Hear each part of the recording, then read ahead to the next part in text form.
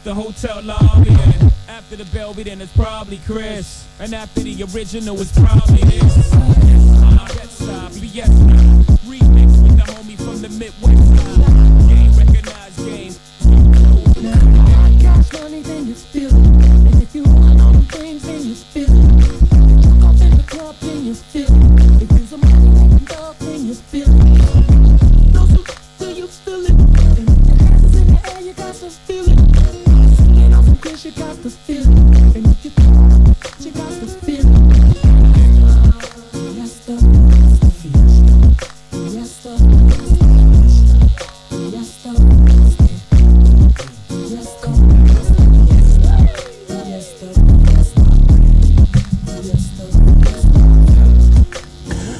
Beautiful sports people, welcome to Sports Fiesta. It is live on 92.7 KUFM at Benin City. My name is Saniu Ibrahim, but they call me the Sports Bracadabra because I bring magic to sports presentation and analysis. Sanofi Francis, the Sports Berlusconi, joins me on the show this morning. And now check out some of the things that we've got lined up for you. We'll be looking at the Champions League 11. Yes, and after every competition, they usually bring out the team that of players from different teams that did extremely well in the competition. So the Champions League 11 has been released, and no Cristiano Ronaldo, no Messi. The first time that this is happening in a very long while, and we can tell you that it was dominated by, no prizes for guessing, Bayern Munich players. We'll be looking at this shortly. And then we'll also be looking at the latest happenings in the world of football. Yeah, you know, the transfer is on. Some clubs are just ramping things up, acquiring some players, and some others are still negotiating. We'll be looking at all of this. The NBA is on, so basketball, we'll be discussing it. What happened last night, Milwaukee Bucks and the LA Lakers started poorly, but now they seem back on course. Both of them just one win away from scaling through the first hurdle of the playoff. And also tennis, what's going on at the Western and Southern Conference in the United States of America, which is the prelude to the US Open. It's usually the last Grand Slam of the year, but this time it's going to be the second Grand Slam of 2020 because of COVID-19. Wimbledon was not played, and the French Open will be coming up after the US Open. The French Open is usually the second Grand Slam in the tennis calendar, but because of the peculiar nature of this season, we are going to be having the US Open being the second Grand Slam of the year. All right, welcome. Let's get into it. Francis, good morning and welcome to the show. The UEFA Champions League, we just saw Bayern Munich, IMAD winners, beating Paris Saint-Germain in the final, 1-0, as we've said several times. Maybe not their best performance on that night, but they were clearly the best team of the competition. So maybe no surprises that they dominated the Champions League 11. I'm not surprised. Those guys have been in top form, especially the turn of this year. They really played, not because of the way the coronavirus came in and they had the advantage coming back from the suspension of the games, but prior to that coronavirus that hurted games all over the world in middle of March. They've been in fine form. I mean, Alphonso Davies, David Alaba, Robert Lewandowski has been in a world of his own. They all just came to the party this season, even when before that December that they were struggling. But these lads I just made mention of, they were already having fantastic season already. And Hansi Flick just made it a great season for them with the kind of formation he played, the way he set up the team. I'm not surprised if they had dominated the entire UEFA team from A to Z. It's all Bayern Munich player. I won't be question it. You look at what Manu Neuer did in that final. We'll talk about Paris Saint-Germain had chances and they didn't convert them, but we're talking about a very good goalkeeper who stopped those a ball from going in. I remember two attempts made by Neymar. The first one was straight. I don't know how Manu did that. He used his leg to push it all the way. He stood up quickly. Neymar was trying to push the ball back to Angel Di Maria to score. He stood up quickly and also stopped that ball from getting to Angel Di Maria. For me, I'm not surprised that they have dominated the 11 of UEFA. These guys have consistently, in all the games that they played in, shown to us that they were ready to win. And we were just talking about it yesterday that they became the very first team in a long while to win all their games in route to winning the UEFA Champions League on Sunday. So for me, I'm not surprised. They deserve it. These guys have been in top shape, top form this season. So congratulations to them. 8 players of the 11 were from Bayern Munich. So let's look at the players that made the Champions League 11. As we have said, no Lionel Messi, no Cristiano Ronaldo. So Bayern Munich, they became the first team to win all the matches that they will play in the UEFA Champions League. That says something when you go back and you realize that Real Madrid have won it 13 times, Barcelona have won it 5 times, Liverpool have won it 6 times, AC Milan have won it 7 times. Yes, none of them was able to win every single match of the competition. Bayern Munich played 11 matches because of COVID-19. They were supposed to play 13. That's in. They should have played 2 more matches, 1 more match in the quarterfinal, 1 more match in the semi-final. That's when, if they had done the home and away stuff. So they should have played 2 more matches, but they didn't because of COVID-19. However, it didn't stop them from winning all the matches that they played. So the goalkeeper, no prizes for guessing who is number 1 as far as the Champions League 11 is concerned. He is Manuel Neuer of Bayern Munich. Wonderful performance from him, but especially in that final, he was awesome. He was just unbeatable in that final. Did everything right. Played as the sweeper keeper. So when you have any ball that has gone past his defense line, he's always there to snap it out. So he made a series of fine saves in the final, and is just absolutely wonderful. He had 28 saves in the competition. His completion of 77%, his rate of 77% makes him number 1.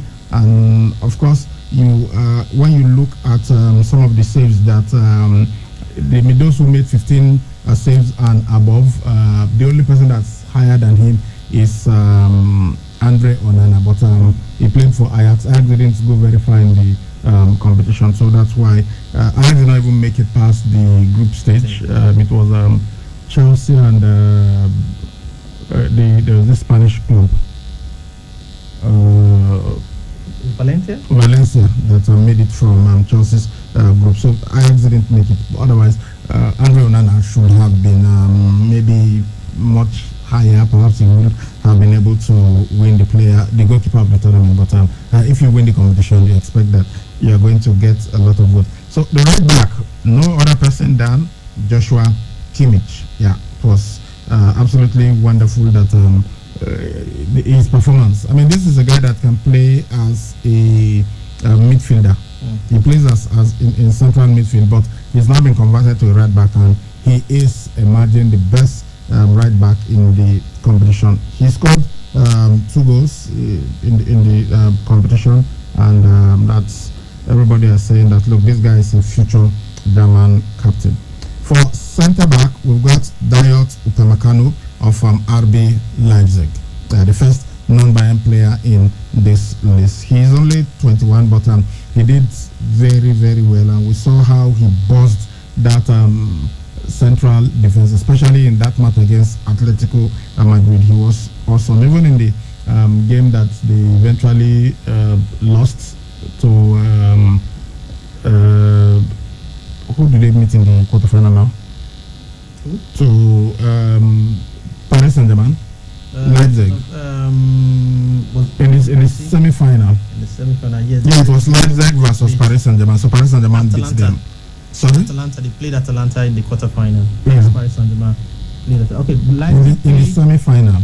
It was Leipzig versus Paris Saint-Germain. It was Paris Saint-Germain that knocked them out. Then Bayern knocked out Lyon. So even in that semi-final that they lost, he was still very solid. But unfortunately, he did not go as far as the final. So, Donald Upamecano, one of the central defenders. The other one is David Alaba of Bayern Munich. You know, when we talk about the weakness that you can find in Bayern Munich, we usually say it is the person who pairs him in central defense, whether it is Nicolas Sula or Jerome Boateng. Yeah, but David Alaba is usually rock solid.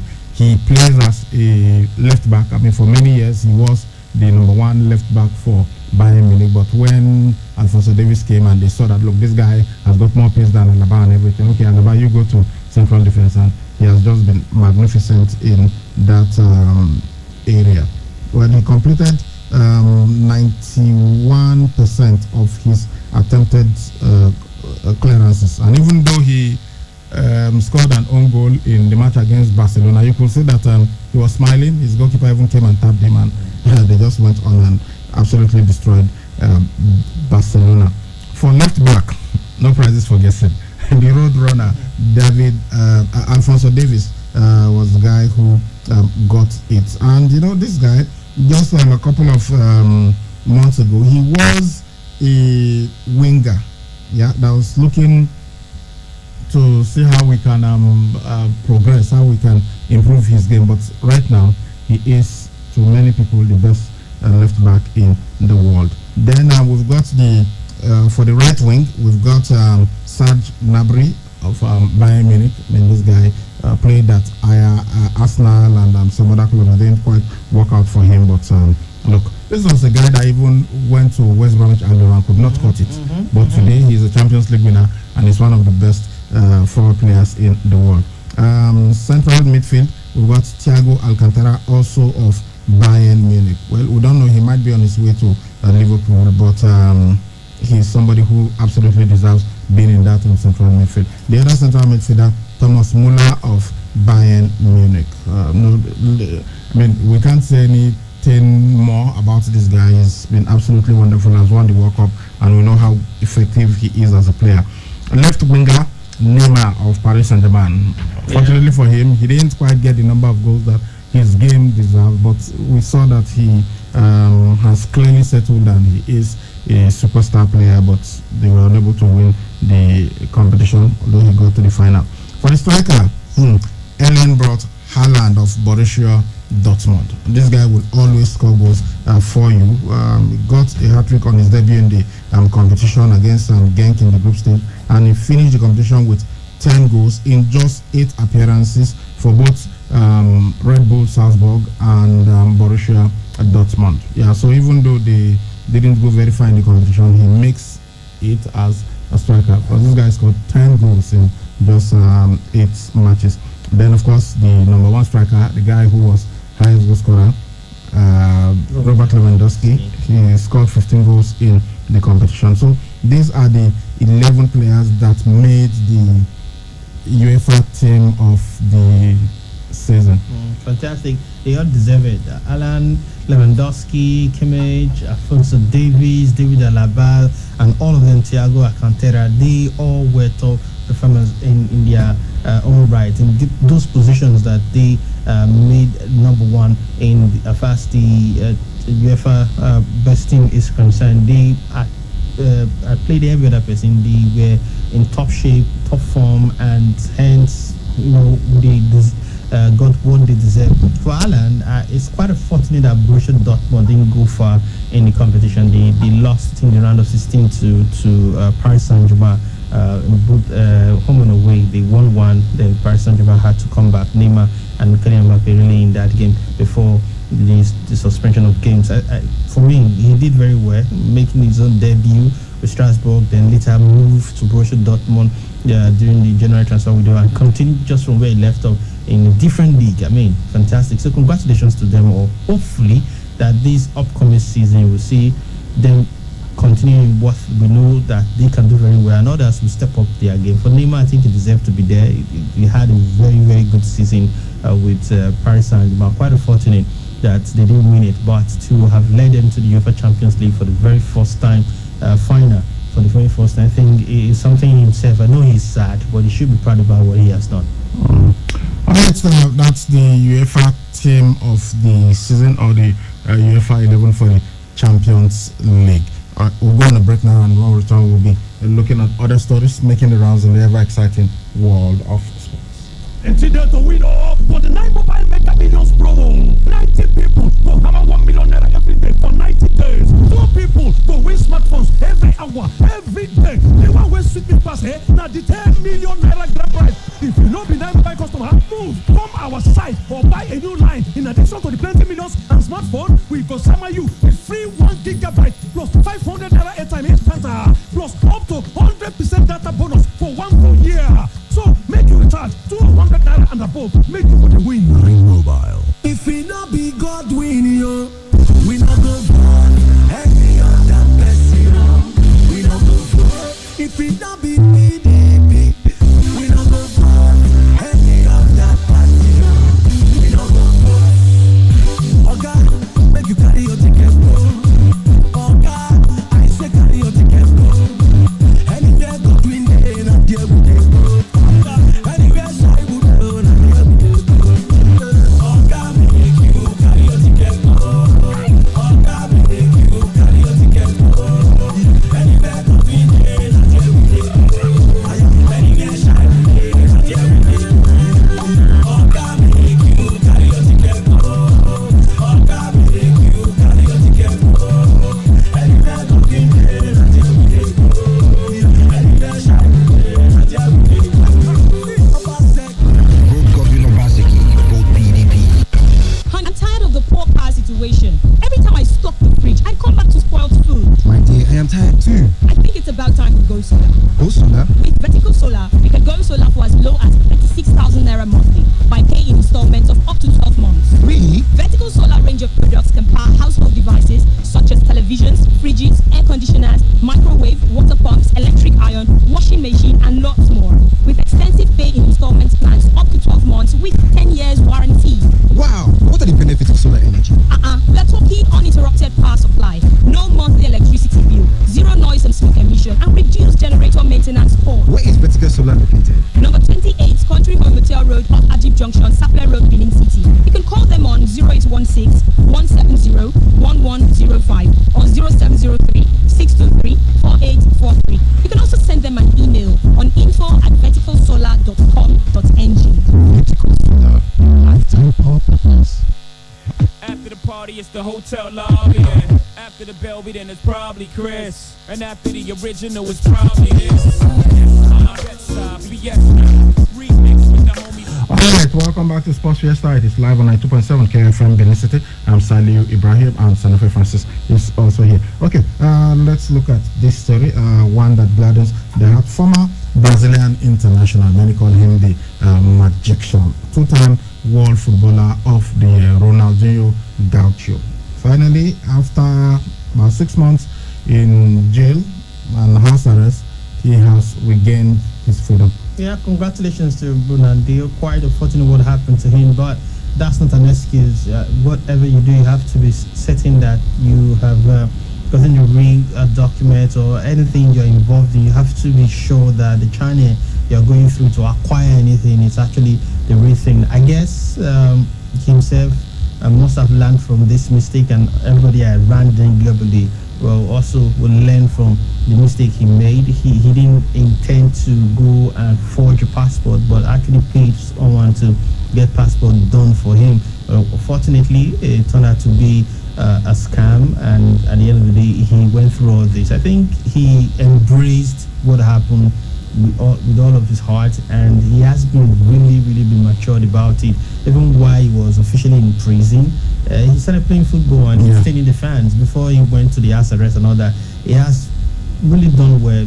Others will react to this in a negative way, others will be sick and so, but Ronaldinho hasn't been that person. He even said he embraced it, he apologized for his mistakes. Yes, he explained that it wasn't as if he went there to forge a passport. Actually paid someone to get the real thing for him, but unfortunately the person And he actually went to Paraguay to carry out charity work. Definitely. So we understand these things. I'm not trying to create excuse for him. I think once you are getting something as such as a passport, you should try to get to the right source and get it done, you have to be sure that it's actually the real thing. But he made a mistake. He thought he's got the trust of someone that can actually give him a true passport of Paraguay. But unfortunately, Uruguay rather, but he didn't get the actual thing. That when the authorities came for him, he didn't run. He just submitted and said that I'm not guilty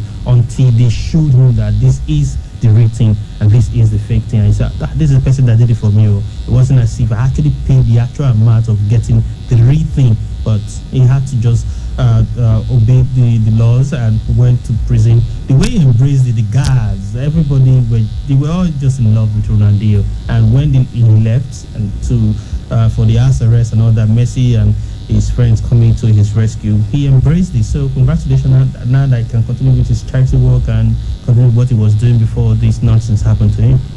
So he was released on Monday after he spent 6 months in detention in Paraguay. The guaranteed judge accepted the conditional suspension of the process for which he was accused that he used the passport and Paraguayan identity card with false content. So the judge, Gustavo Amarela, granted the same procedural exit for his brother Roberto de Assis Morera.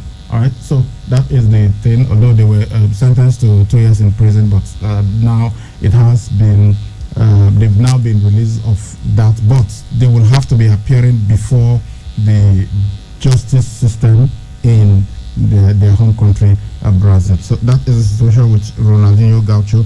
He is finally free.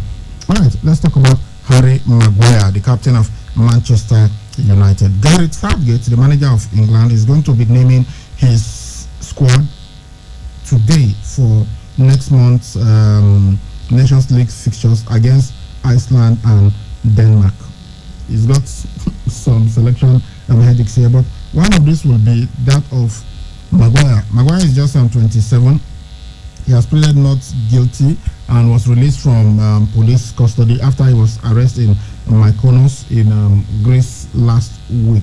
So now the question is, should Gareth Southgate include him in his team to play these matches? If he does that, I mean, will he not be a question as to why he will include a player who,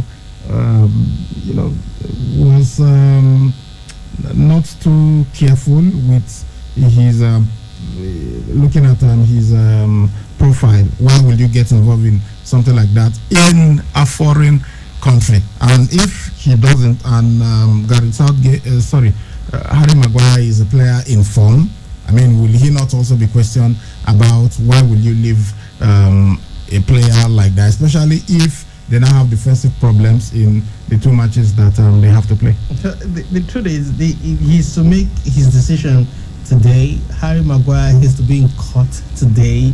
I don't know. According to him, I said yesterday, he was going to speak with Harry Maguire and see whether his head is right and should he be selected, because this game is going to happen before the season will open officially for them. I don't know.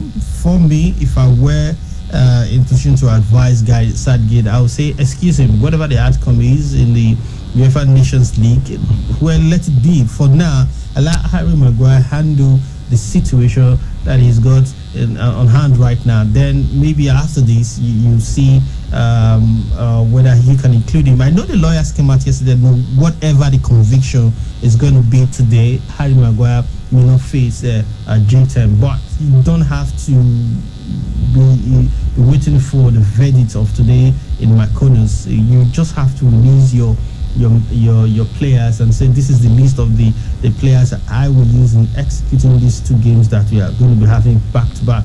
Even if he's going to fail a jail sentence, it's going to be suspended. So the question now is, will it be morally right for him to include Harry Maguire? No, I don't think it's right now. I don't think it's but I know he was defending his sister.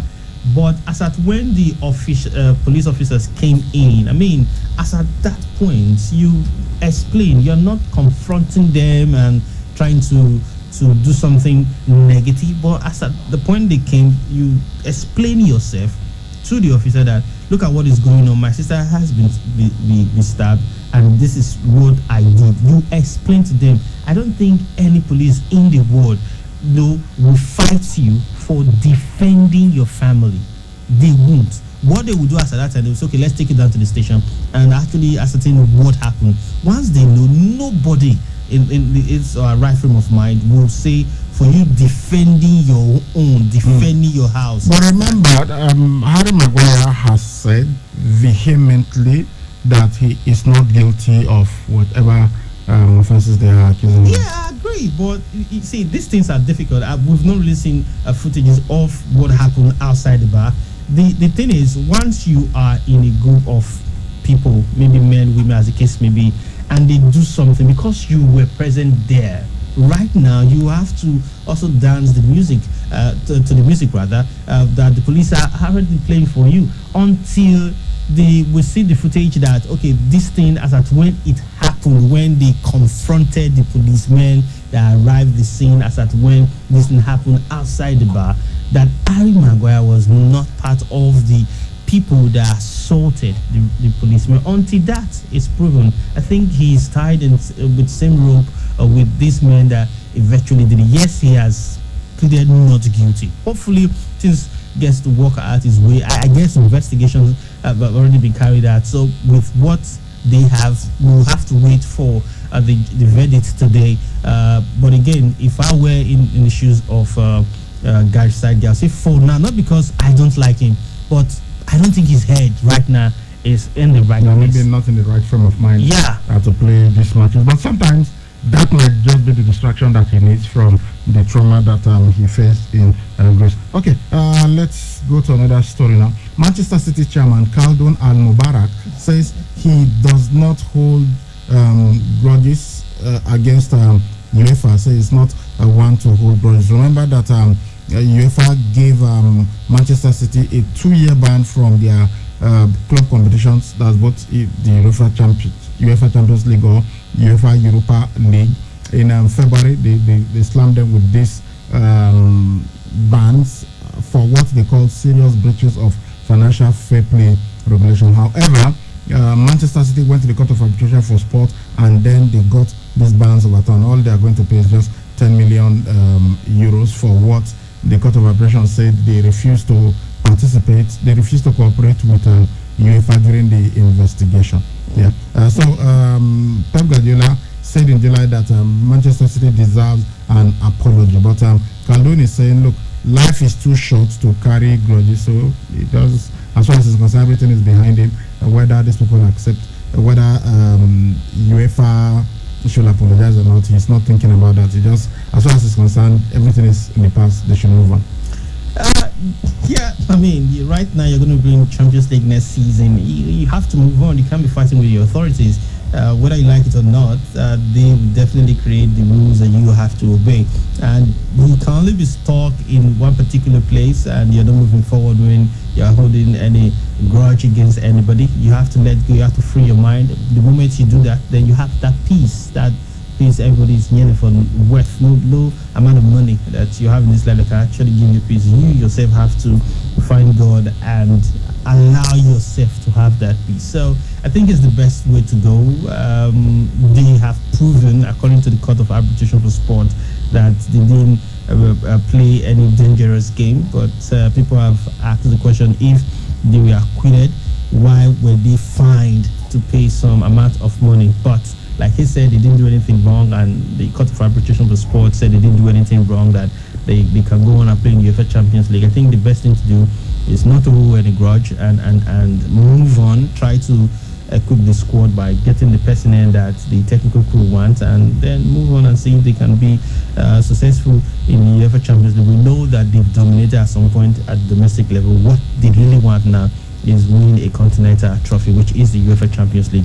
I think the best way to go is to free their minds and move on. Okay. Let's look at what's happening in the transfer market.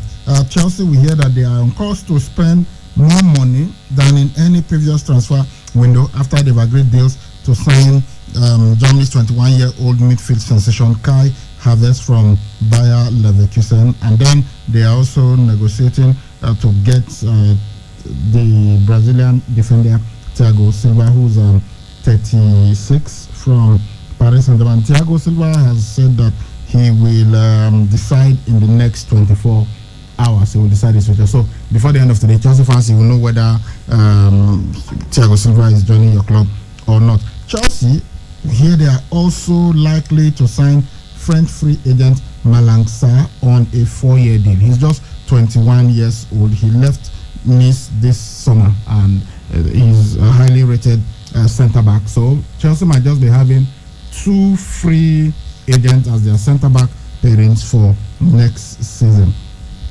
Arsenal and Spain right back Hector Bellerin, who's 25, has been offered to Paris Saint-Germain. This is what we are getting from the Times.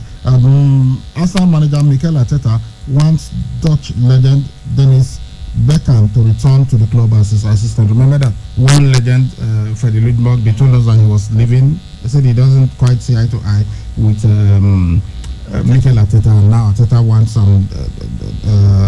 Dennis Beckham to return to the club. Ajax and Netherlands midfielder Donny van de Beek is awaiting offers from Premier League club. He's just 23 years old. Leeds United, their interest in Argentine forward Nicolas Gonzalez is very serious, according to Stuttgart sporting director Sven Mislintat. Rangers 23-year-old English winger Rankin has told the manager Steven Gerrard that he wants to stay at the club despite interest from Leeds. Everton have reached an agreement with Napoli to pay £31.5 million for their 29-year-old Brazil midfielder Alan. Then the toughest Italy forward Moiskin, who is 20, is close to sealing a return on loan to his former club Juventus. Barcelona will terminate the contract of 33-year-old Uruguayan striker Luis Suarez. I'm a bit surprised with this because I think Suarez is still one of the best strikers in Europe. We saw what he did in that semi-final against Bayern Munich. Although they lost 8-2, but the only goal that was scored by a Barca player was by him, and it was a world-class goal. Manchester United defender Victor Lindelof, who's 26 years old, has been thanked by Swedish police for catching a thief who robbed an elderly woman. Reminds me of Said Kolasinac, who chased down 2 armed men who were armed with knives after Mesut Ozil had run away. Wolverhampton Wanderers, they are in advanced talks with Arsenal over a 4-year deal for 22-year-old English fullback Ainsley Maitland-Niles. And I've said I'm surprised at this, that Arsenal, they are willing to let this guy go. I've seen him play and I think he is a very good defender, but maybe he's got disciplinary issues. Manchester United are ready to send Portuguese keeper Joel Pereira, who's 24, to Huddersfield Town on loan. Valencia are keen on Real Madrid's 23-year-old Spanish striker Boa Mayoral. Then Aston Villa, their manager Dean Smith says he has discussed transfer targets with new sporting director Johan Lange.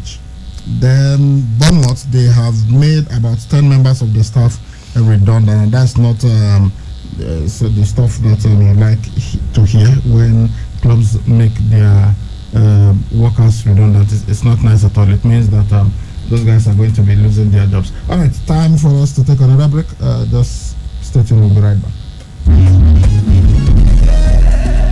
Block by block, city after city, we couldn't have done it without your support. 60 years of building for growth. It's our anniversary, let's celebrate together. Lafarge 60, we built this city.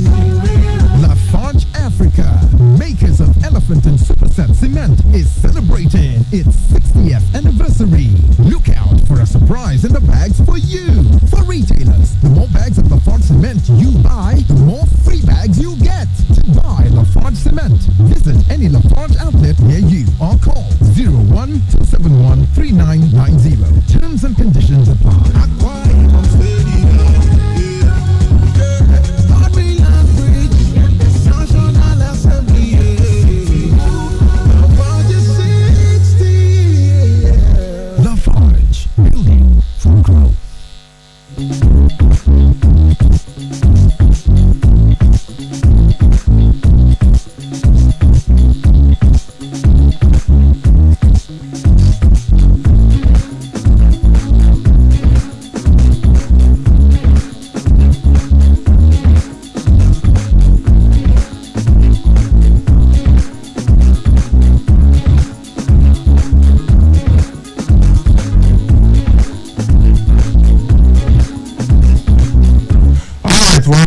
to Sports Fiesta live on 92.7 KFM at Benin City with me, Sani Ibrahim, the Sports Bracadabra, and Sanafi Francis, the Sports Dennis Corner. Let's go to the United States now and talk tennis. Serena Williams, well, she overcame a scare against the Dutch qualifier Arantxa Rocks to reach the Western and Southern Open third round. That competition is taking place in New York. Serena Williams, who's 38, she stopped Ross from serving out the match at 6-5 before she went on to win 7-6, 3-6, 7-6. That took her almost 3 hours. Yeah, fantastic. Congratulations to her. The last time she was playing professionally, I think she got to the semi-final, and at the end of the day, she was beaten. Hopefully, with all this that she's doing, we'll get her ready for the US Open that will start on the 31st of August, and hopefully she gets to win her 24th Grand Slam. One thing she has done since the return of professional tennis in the world, especially in the United States of America, she has really been able to come back from a place that normally where she is there before now, you know that it's all over for Serena Williams recently, but this time she has been able to really help herself to get back those confidence, getting back into the game, and ending the game properly. Hopefully this will work out for her, the US Open. I really want to see her win at 24th, regardless of how maybe the world will see it at the end of the day, because of the stars that have proved that. But Naomi Osaka is there. Remember, Naomi Osaka beat her in was it 2018 now? Yeah, in the US Open final. Yeah, Yes. 2018. Yeah. So let's hope that when she can get past all these young, exciting tennis player right now, she gets to win a 24 Grand Slam. Like I said, I hope all this she's doing, at the age of 38, will help her to win a 24th Grand Slam. All right, she's going to play against the 13th seed from Greece, Maria Sakkari, in the third round. Talking about Serena Williams. Okay, and let's look at other results. Jabbar of Tunisia, she beat Madison Keys of the United States 6-4, 6-1. And Arina Sabalenka defeated Catherine Bellis 6-7, 6-4, 7-5. We also had Victoria Azarenka, Queen Victoria, they call her many years back. She defeated Caroline Garcia 6-2, 7-6. And Diana Yastremka beat Bernarda Pera 7-6, 4-6, 6-3. Naomi Osaka defeated Karolina Muchova 6-7, 6-4, 6-2. While Annette Kontaveit beat Jill Techman 6-3, 6-4. As we told you, Sakkari, who will be playing against Serena Williams in the third round, she defeated Yulia Putintseva 6-4, 7-6. Okay, so these are some of the results of the matches that were played yesterday in the women's event of the Western and Southern Open. Is a competition that takes place before the US Open. For the men, Novak Djokovic, who is the world number one, he beat Ricardas Berankis 7-6, 6-4. Filip Krajinovic defeated Dominic Thiem 6-2, 6-1. We also had Martin Fucsovics beating Grigor Dimitrov 7-5, 4-6, 6-2. Come on, look. Dominic Thiem, Grigor Dimitrov, these are some of the guys that I thought were going to give Novak Djokovic a run for his money with Rafael Nadal and Roger Federer absent. Yeah, thinking, but here they are losing in the Western and Southern Open. Well, I hope they're just taking their time. Maybe they will come really strong in the US Open itself. Matteo Berrettini beat Emil Rusuvori 6-4, 6-7, 7-5. While Jan Lennard Struff beat Denis Shapovalov 7-6, 0.63664. Andy Murray was in action and he beat Alexander Zverev. Alexander Zverev, another of the new generation that you expect will do very well, but here they are being beaten by the old guard. Andy Murray beat Alexander Zverev 6-2, 3-6, 7-5. Roberto Batista Agut beat Richard Gasquet 7-6, 6-1. John Isner defeated John Millman 4-6, 7-6, 7-6. While Riley Opelka beats Diego Schwartzman 6-3, 7-6. All right, so these are just some of the matches that we've had in the US Open. Okay, still staying in the not in the US Open, in the Western and Southern Open. The US Open is going to start on the 31st of August. All right, let's stay in the United States now and go to basketball, the NBA. Some matches were played last night in the playoffs for the Western and in the Western and Eastern Conference.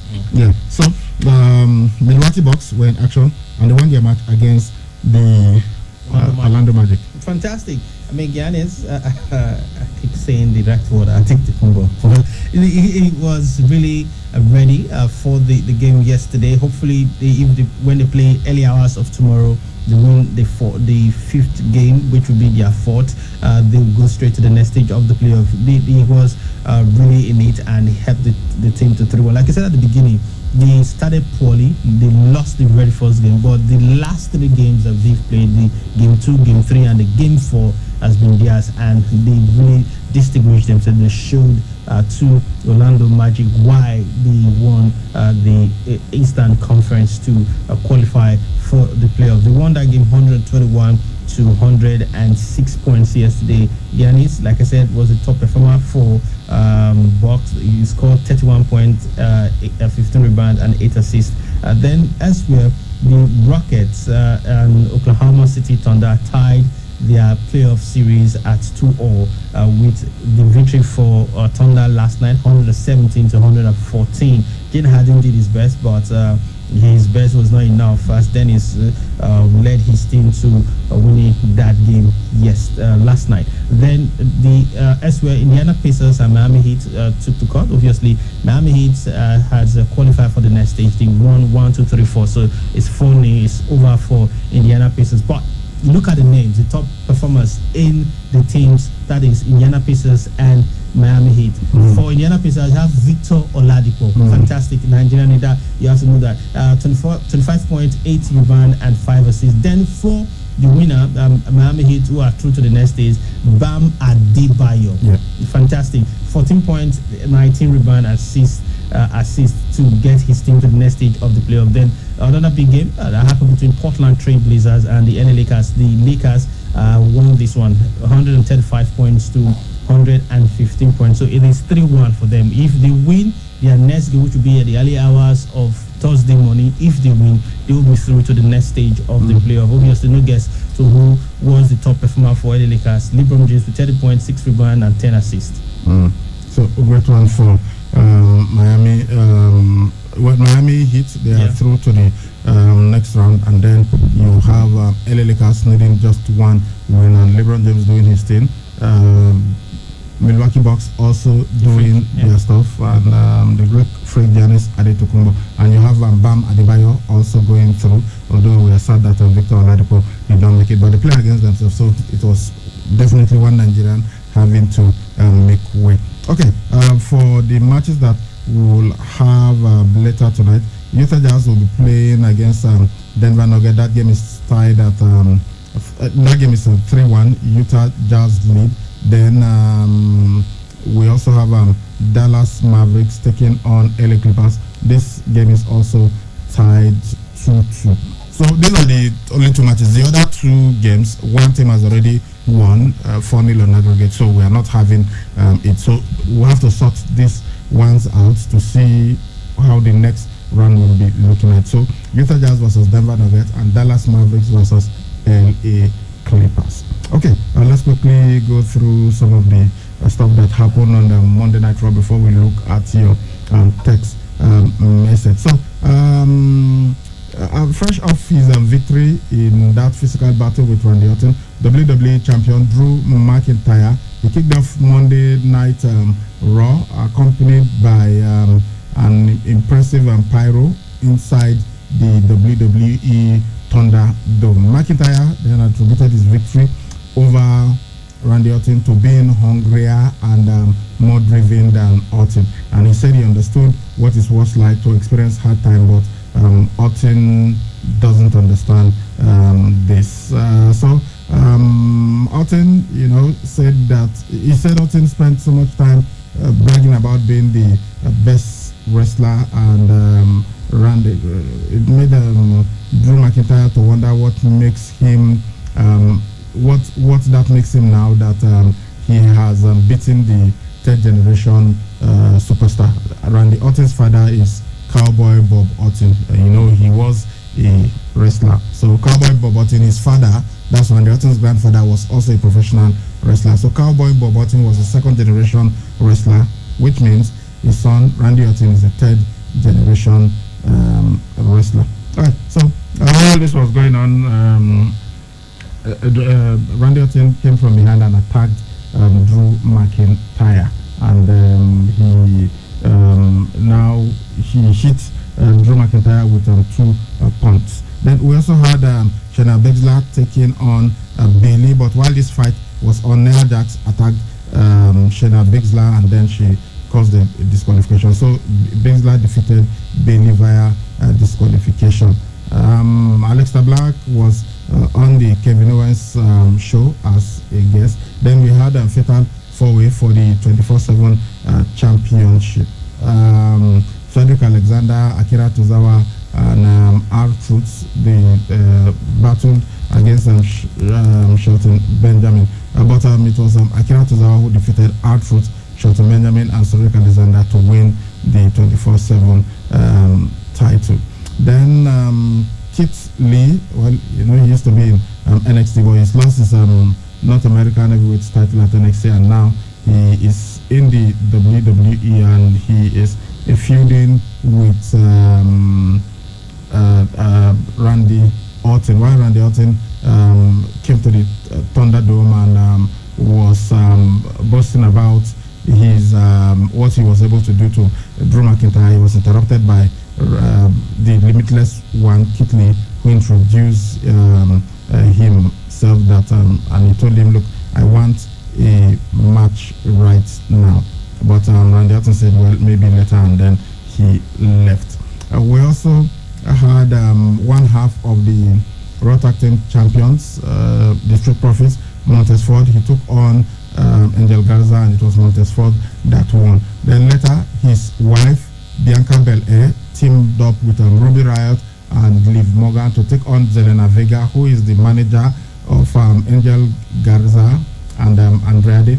So they took on their team took on Zelena Vega and the Iconics, and it was the team of Ruby Riott, Liv Morgan, and Bianca Belair who defeated the Iconics and Vega.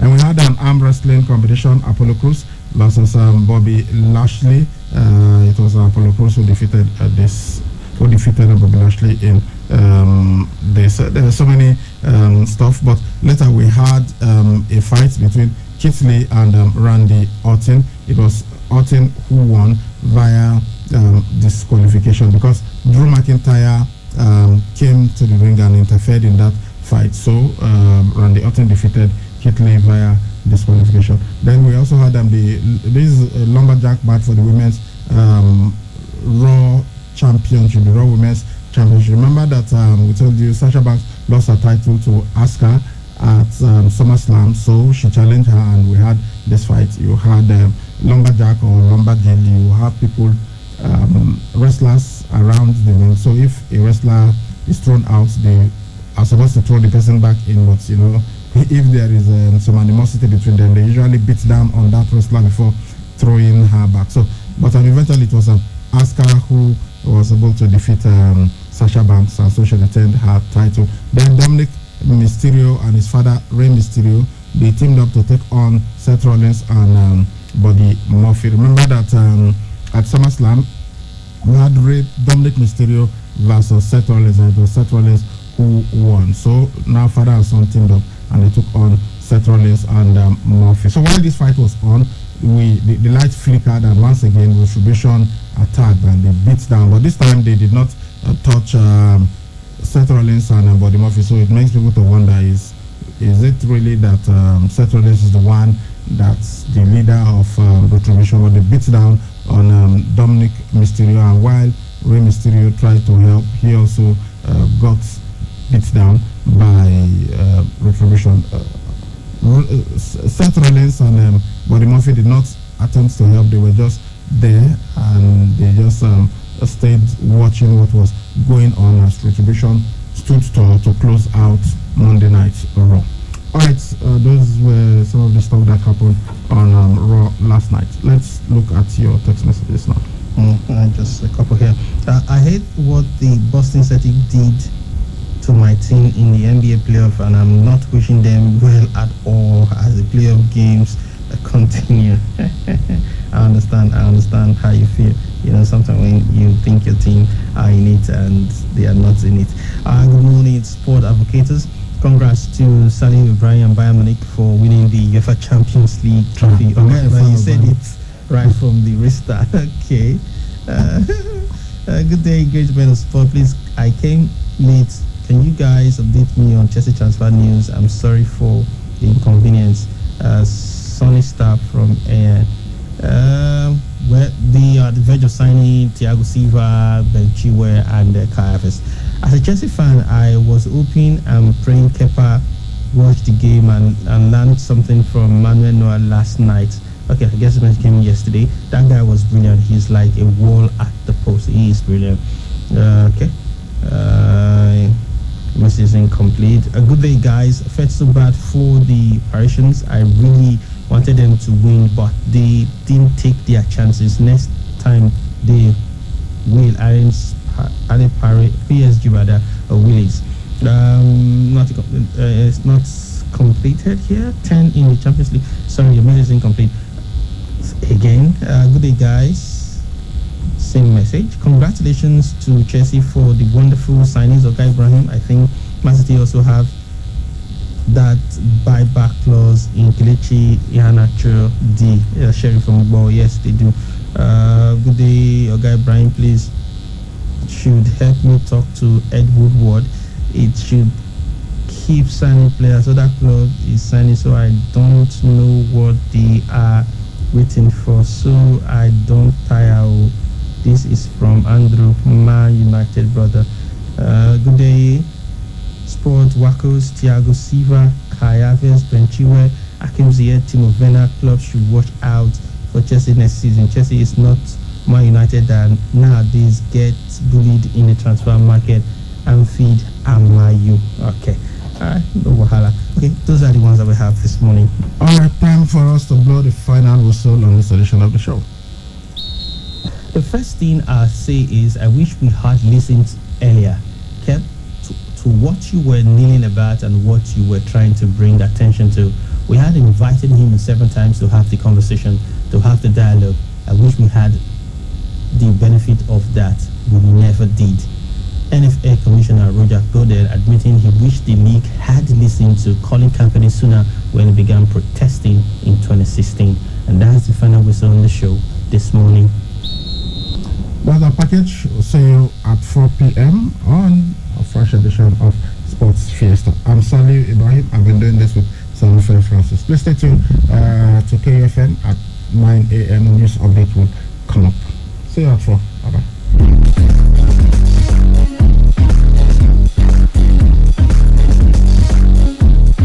92.7 KUFM. Trying to get or receive information through all corners of the globe requires unprecedented internet service. At Wireless NG, we provide fast, reliable, and affordable unlimited broadband internet service to homes and businesses. Service is currently available across Lagos and Benin. Visit us today at Wireless NG, 5 Remire, Ikenede Street off PZ Sapler Road, Benin City, or our marketing office, 70 Olowo Complex, Airport Road, Benin City. city. Or call 0807-887-9960 or 0703-672-9147. Wireless NG, erasing internet boundaries.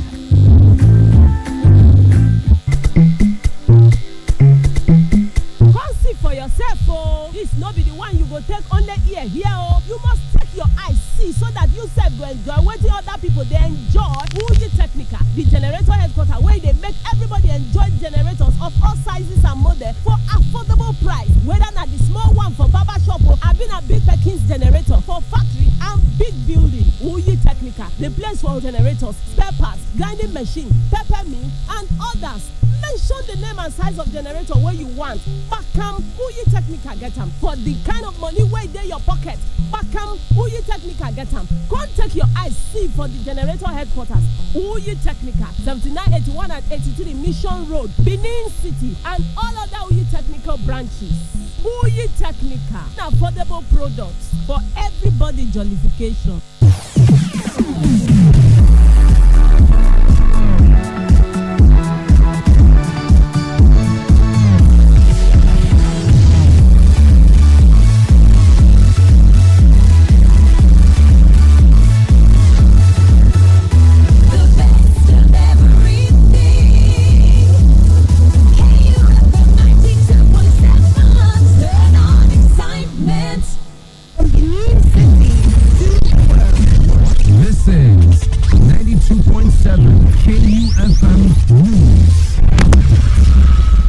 AM. Good morning and welcome to KUFM's news update.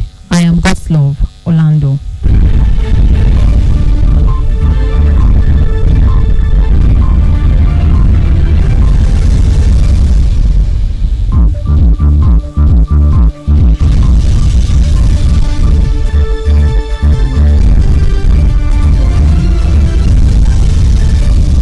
State Governor Godwin Obaseki says his administration is still committed to reforming the state judiciary to make it the envy of all in the country. Governor Obaseki reiterated the commitment on Monday while inaugurating 4 members of Edo State Judicial Service Commission in Government House. He said the physical aspect of the reform has since commenced, imploring the newly inaugurated members to use their wealth of experience to drive the non-physical aspect of the reform. In a related development, Governor Obaseki also inaugurated 5 commissioners. 3 of the 5 commissioners were members of Edo State Oil and Gas Producing Area Development Commission, Edo Spadek, while 2 were civil commissioners. The civil commissioners are Lawrence Ugeva and Alex Oleji. Members of Edo Spadek are Honorable Imodagbe Abdullahi, Honorable Daniel Enebi, and Charles Aidea. Talking politics in Edo State, the People's Democratic Party in the state will commence its word-to-word campaign in Edo South Senatorial Districts today after completing the tour of Edo North and Central. The chairman of Edo State PDP Governorship Election Campaign Council, Chief Dan Obi, who disclosed this on Monday, said the tour will take the format used by the party at Edo North and Central to reach the electorates. Edo State High Court sitting in Benin City presided over by a vacation judge on Monday remanded in police custody 7 persons that were rounded up by the police for allegedly in possession of firearms during the recent crisis that engulfed the State House of Assembly. It occurred when 17 factional lawmakers were accused of attempting to invade the house. The suspects were arrested on August the 6th within the premises of the Edo Assembly Complex with 5 double-barrel long guns, 2 single-barrel long guns, and 10 live cartridges. The presiding judge, Justice Efe Iponwoba, ordered that the suspects be remanded in police custody till 3rd of September. And finally, on news update at 9, the governor of Akwa Ibom State, Udom Emmanuel, says a student writing the ongoing West African Examination Council (WAEC) examinations in the state has tested positive for COVID-19. Emmanuel, who made the disclosure in a media chat in Uyo, did not mention the name of the student and school involved. The governor said normal precautions have been taken to avoid spread. He, however, said the state government has begun random testing of students for the virus in secondary schools across the state. And that's KUFM's news update at 9. Please stay with us for more interesting programs and news updates on every hour. Do not forget, You can listen to us anywhere in the world, either by visiting our website at www.kufm.net, or you can download our KU mobile app from the Google Play Store. Remember, we're also live on YouTube at KUFM Nigeria. Coming up next is Dialogue. I am God's Love, Orlando, saying thanks for listening and good morning.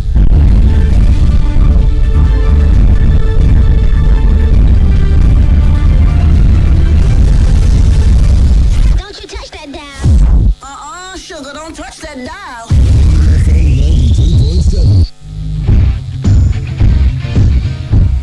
This is Charles Opuru, and you are listening to 92.7 KUFM Benin City.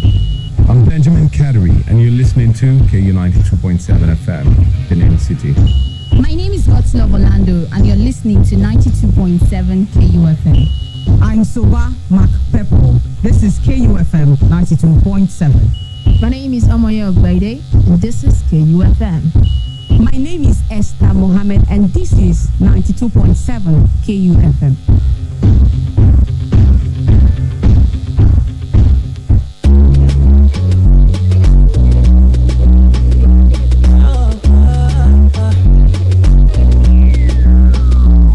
Everybody wants to know more of this and more of that. What is happening around the globe?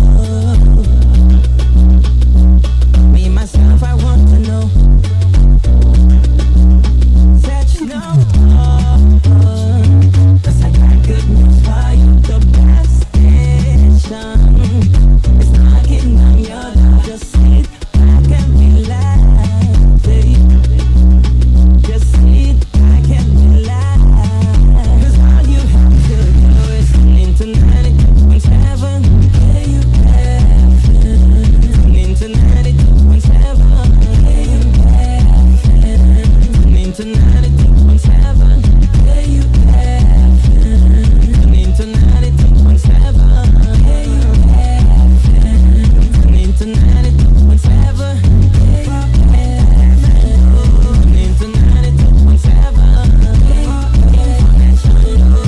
into 92.7 into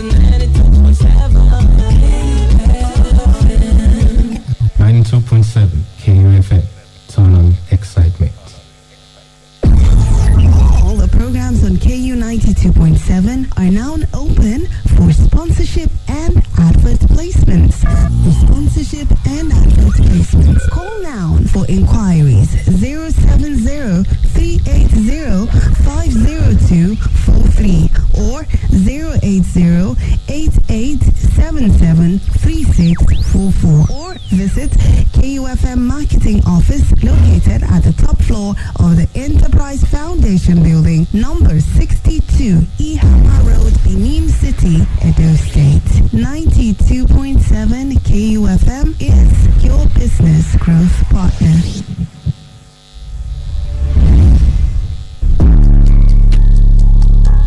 Hello, entrepreneurs, business owners, and organizations. KUFM 92.7 has an impressive and constantly expanding number of followers online. You can now advertise your goods and services on KUFM's social media platforms, Facebook, Instagram, and Twitter. Take advantage of our online presence and reach out to our growing audience at very affordable rates. Call 0703-109-4612 or 0806-530-5657 or 0802-232-7191 or visit our marketing office, top floor, Enterprise Foundation Building, number 62, Ihama Road, GRA, Benin City. KUFM, your business group.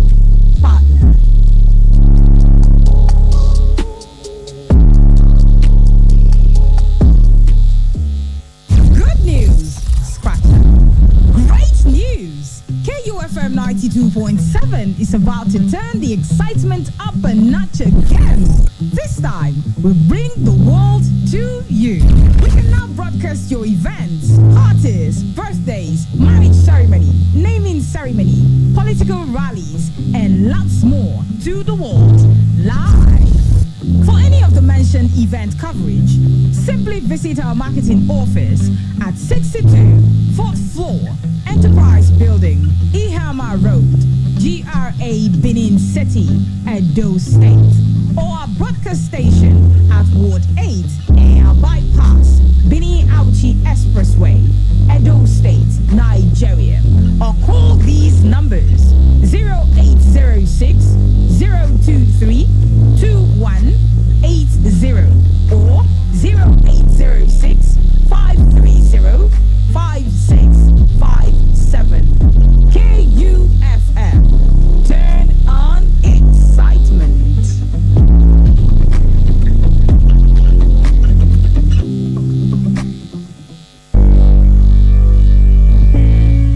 Broadcasting is about being professional.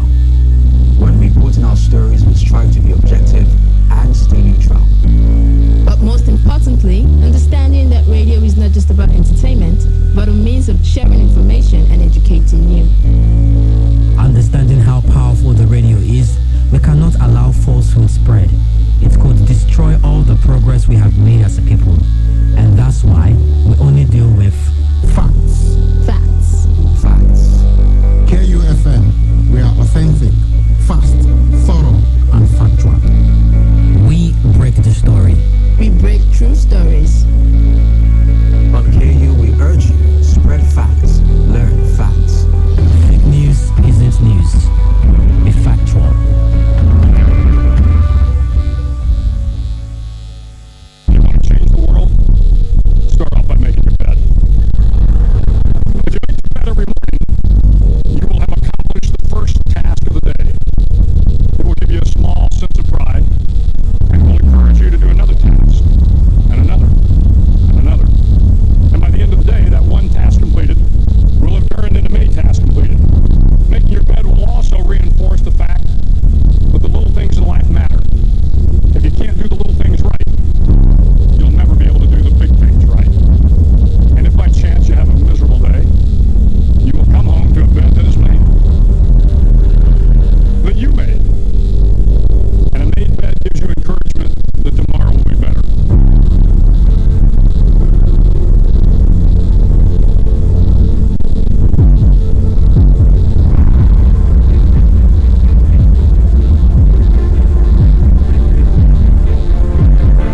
The first thing is to be honest with yourself. You can never have an impact on society if you have not changed yourself. And one of the most important weapons in changing yourself is to recognize that is, people everywhere in the world want peace. If in these later years of a life lived in pursuit of equality, we can at last look upon our own country as one in which citizens, regardless of race, gender or creed, share equal political rights and opportunities for development, we do so with great gratitude towards the millions upon millions all around the world who materially and morally supported our struggle for freedom and justice. I was in the company of great men indeed. Some of them more qualified, more talented than I am. And to sit down with them, to exchange views, was one of the most revealing experiences I had. To sit down with those men and to exchange views, it enriched your own life. It fortified your morality. It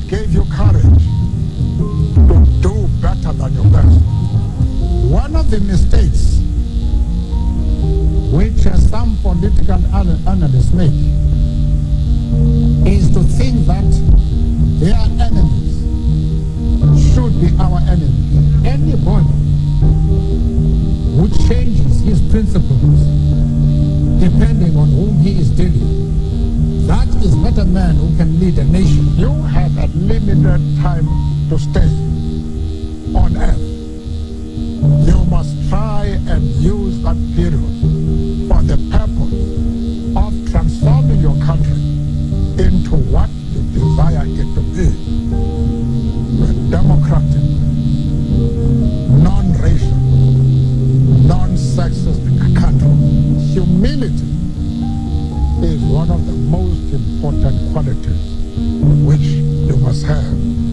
Because if you are humble, if you make people realize that you are no threat to them, then people will embrace you. They will listen to you.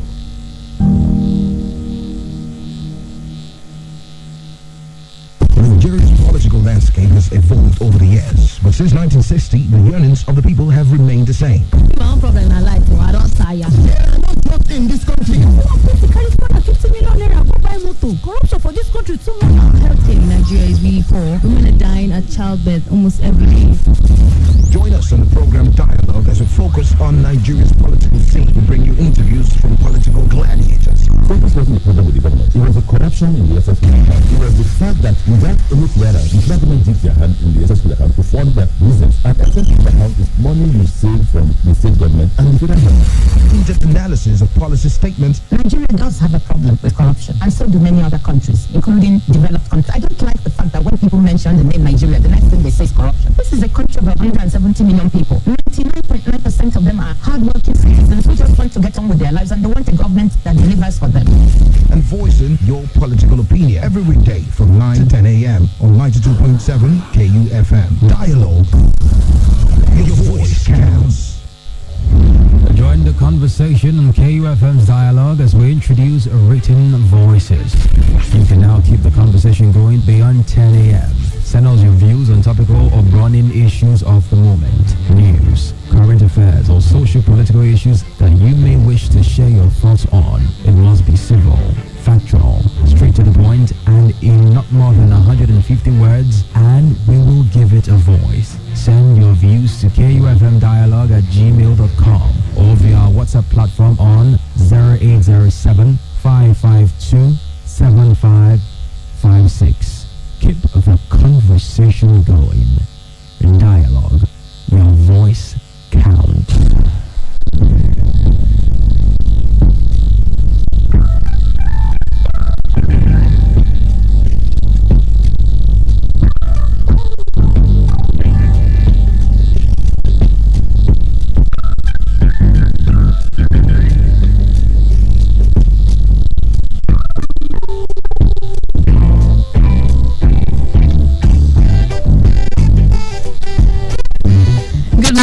City. Good morning, Nigeria. Welcome to another wonderful edition of Dialogue right here on 92.7 KUFM. My name is Godslove Orlando.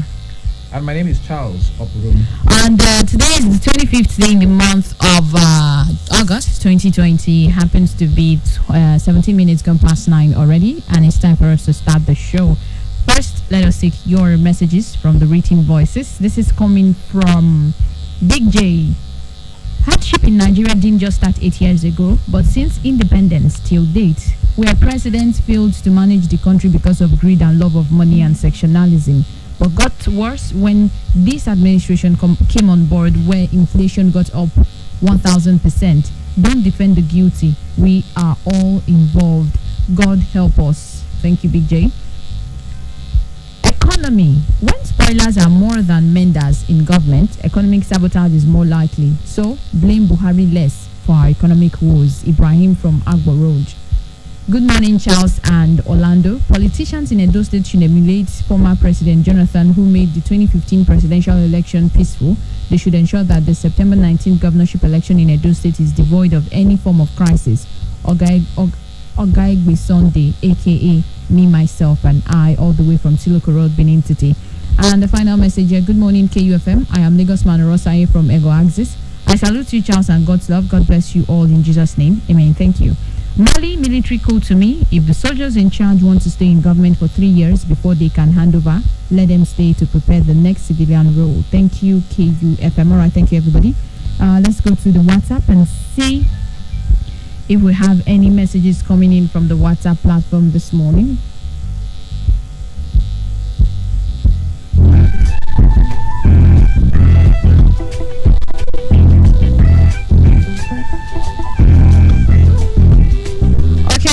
Good morning. This is coming from Damilola all the way from 2nd East Circular Road.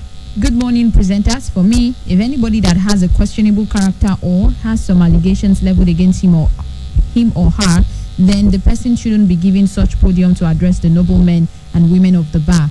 The NBA conference shouldn't be a place for politicians who have one way or the other trampled on human rights to speak. All right, thank you so much, Dami. And those are the messages that we have for you this morning. And let's keep listening. If you have any opinion, you can send us on WhatsApp. Our WhatsApp number is 0812-178-9154. Applicable for all the shows. I'll take it again, 0812-178-9154. Now let's get talking. Today is Tuesday, and of course we talk politics, strictly politics every Tuesday. The campaigns of the two major political parties are at fever pitch. Both parties are actively canvassing for votes in the farthest reaches of the state. This morning, we'll be bringing updates from both major parties on their campaign activities so far and what to be expected. Of course, we are not to bring you up to that date. Rather, we have guests via the phone. We have Mr. Chris Azebawa, who is the APC spokesman, and also Mr. Chris Naikare, the PDP publicity secretary. They'll be speaking to us this morning, but just after this break. Please stay with us. Join the conversation on KUFM's dialogue as we introduce written voices. You can now keep the conversation going beyond 10 a.m. Send us your views on topical or burning issues of the moment, news, current affairs, or social-political issues that you may wish to share your thoughts on. It must be civil, factual, straight to the point, and in not more than 150 words, and we will give it a voice. Send your views to kufmdialogue@gmail.com or via our WhatsApp platform on 0807 552 7556. Keep the conversation going. In dialogue, your voice counts.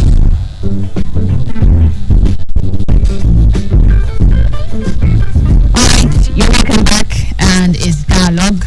And as campaigns get tougher, the day draws nearer as we now have 24 more days to the Edo State governorship election. The electorate are also getting ready to vote, as according to INEC, we have 2.2 million voters who are registered to vote come September 19th. Of course, we're going to be speaking to our guests, Mr. Chris Naikare and also Mr. Chris Azebawa, both differently APC spokesman and also PDP publicity secretary, to bring us up to date with what their campaign has been so far and all the issues surrounding the campaign, the counter allegations, and issues between two parties. Yeah, well, we are trying to get Mr. Azebawa on the line, but okay, I think we have Mr. Azebawa on the line this morning. Good morning, Mr. Azebawa. Good to have you this morning. All right, thank you very much. So campaigns have been at fever pitch so far. Your party has been jostling, campaigning aggressively in all the in so many local governments so far. So bring us up to speed. How many local governments have you covered? How many zones? And where next for you right now?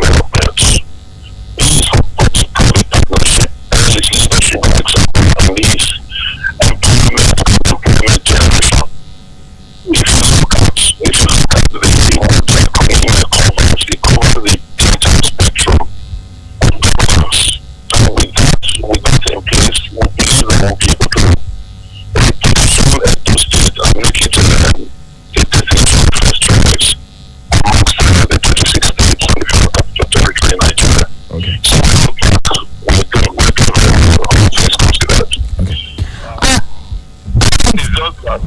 Perhaps, let me quickly just check this here. Okay. It needs to be pointed out that it's part of our provocations, the Progressive Congress has refused to be distracted from the goal of reaching to the voters and the electorate. Okay. If you have following the news, you would have been aware that yesterday several people were arraigned in the courts on charged with possession of physical firearms that the police wanted to come and disrupt the inauguration of the House of Assembly about 2 weeks ago. Some of them have confessed and said they were given the instructions to go and kill some men at the House of Assembly complex that can perpetrate and then represent the Let's not get into that now. Let's not get into that. We're talking about, your campaigns and what you're doing. Now, before the campaign started, the parties, all political parties, they promised to obey coronavirus preventive measures. Will you say your party so far has kept to that rule?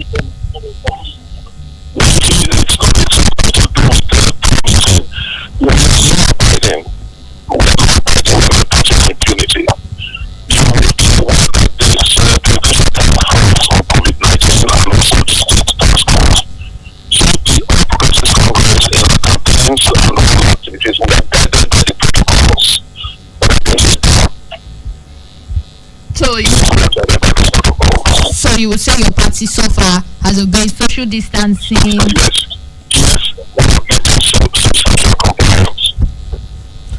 Okay, Mr. Azemawada, now we have to let's move on now. How has the reception been so far in the different local governments that you've visited? It's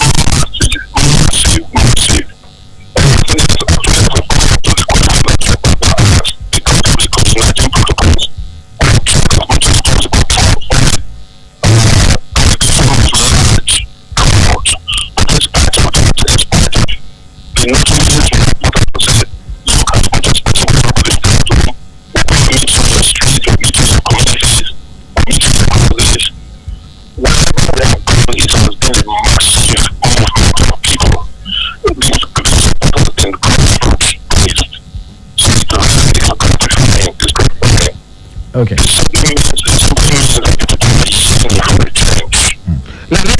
Let's address the issue of misinformation and propaganda. Usually this is election period. Some say it's game time when there's a lot of information flying around. There's a lot of sometimes false news, sometimes half truths, sometimes untruths. We've seen a lot of releases, accusations, counter accusations. They want to do this to us. We want to do this to them, and so on and so forth. I mean, recently we saw your campaign come out to apologize and retract a statement that was a purported endorsement of the your candidate by the Benin Chamber of Commerce, Industry, Mines and Agriculture. I mean, your campaign had to come out to apologize and retract that statement. And we've also seen recently, was yesterday, your campaign also put out a statement saying that a certain, I think the name was mentioned, Mr. Osazeuzi was trying to rig the election for the governor, and we've seen Mr. Osazeuzi slam a 500 million naira suit for all of that. How do you manage all of this? Because it seems like there's a lot of misinformation coming out.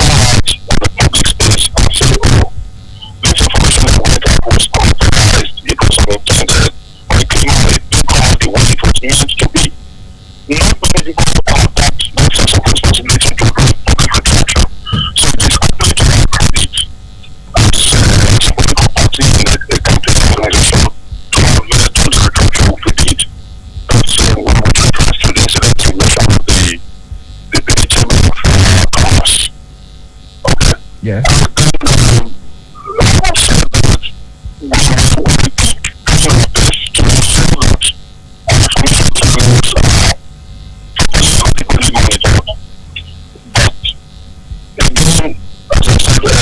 it's almost. No, I want you to address. I want you to address the issue where Mr. Osazelzi's name was mentioned. I would like you to address that. It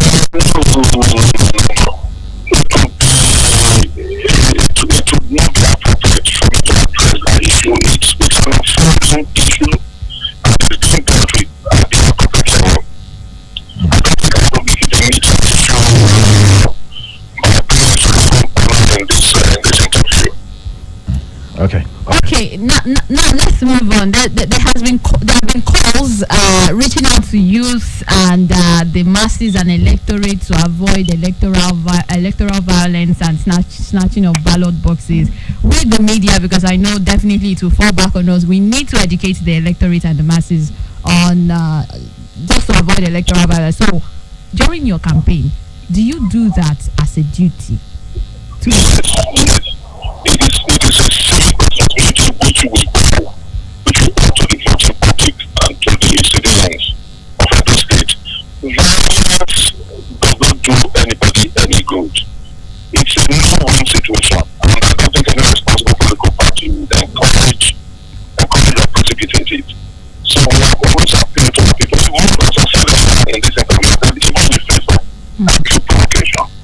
We are always admonishing our members not to take the law into their hands, but to conduct themselves instead in with proper decorum at every outing. Okay. It does not do anybody any good to create violence. You see, again, if you have a good message for the electorate and they buy into your message, into your vision, you don't need to snatch our bosses. You seek their mandate, you seek their power through the electoral process. It is not necessary to snap our boxes. I think this election assessment is probably going to be one of the most peaceful inspectors of all the effect that's been going on. I think it will be very peaceful. Alright, before I let you go, I would want to ask you one last question. Do you think with the way electioneering processes are going from campaign down to voting, do you think it's something that should be maintained, or we should change the way our politicians are campaigning?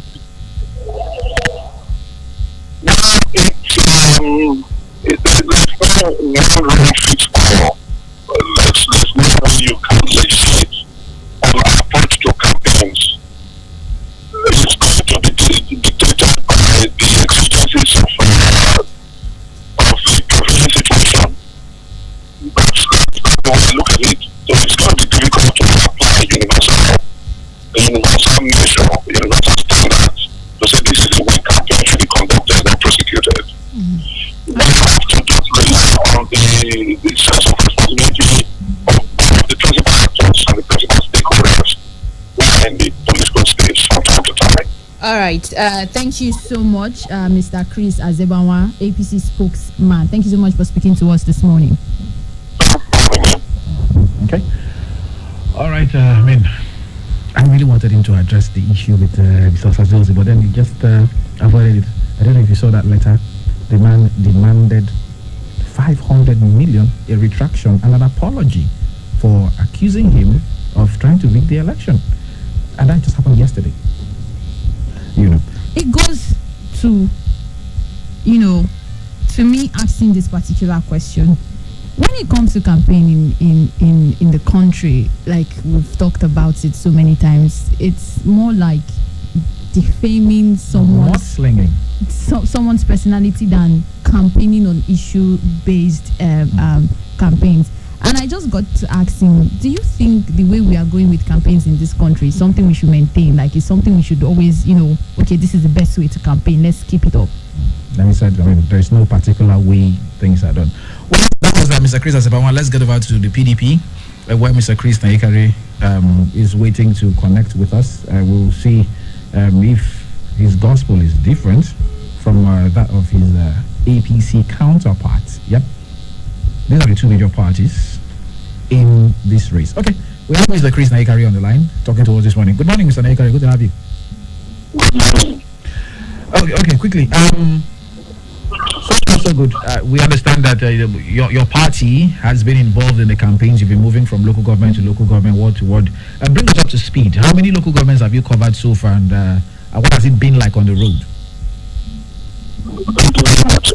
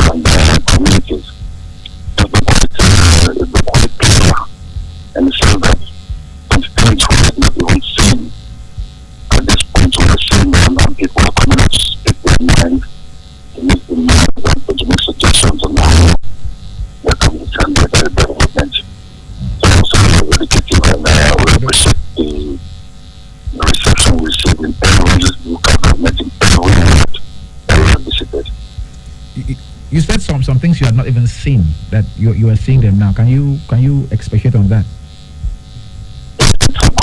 Communities would notice that the rules which previous governments claim they have fixed, which previous governments try to take credit for, discover those rules are actually abandoned.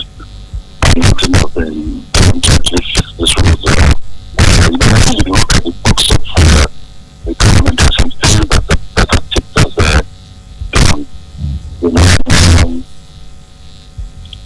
these things were actually done because we trusted the previous governments that they would have done the right thing. But when the government going by rules to this community, discovered that some of these rules had not been touched or not receiving government attention in a very, very long time. And asking the right questions, the same time these things will be fixed in the second, because rules are very, very vital to the development of the community. So the government also improves their economy, especially farmers when they have their produce done and ready to bring it out for the local market. Okay. This is all the same process. And then publicly related as well. The state government is not power to provide light in all these communities.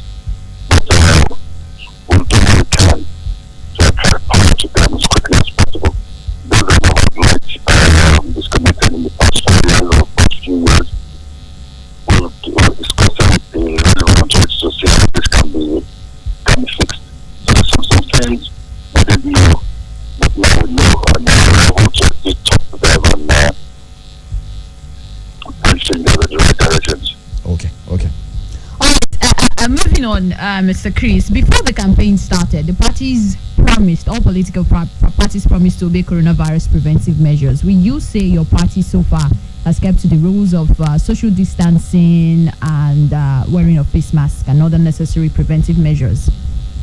Yes, I think so. I think on the issue of coronavirus regulations by the NCDC, I think we're also the only party that actually trying to follow it. The policy of the government takes very seriously. And for the government, the health of our citizens is actually the most important thing to us for the elections. We want our citizens to be healthy and to stay healthy. And that is why every campaign stop. All the design campaigns to go from one to try to reduce the number of people that congregate in one spot at a time. We also start each campaign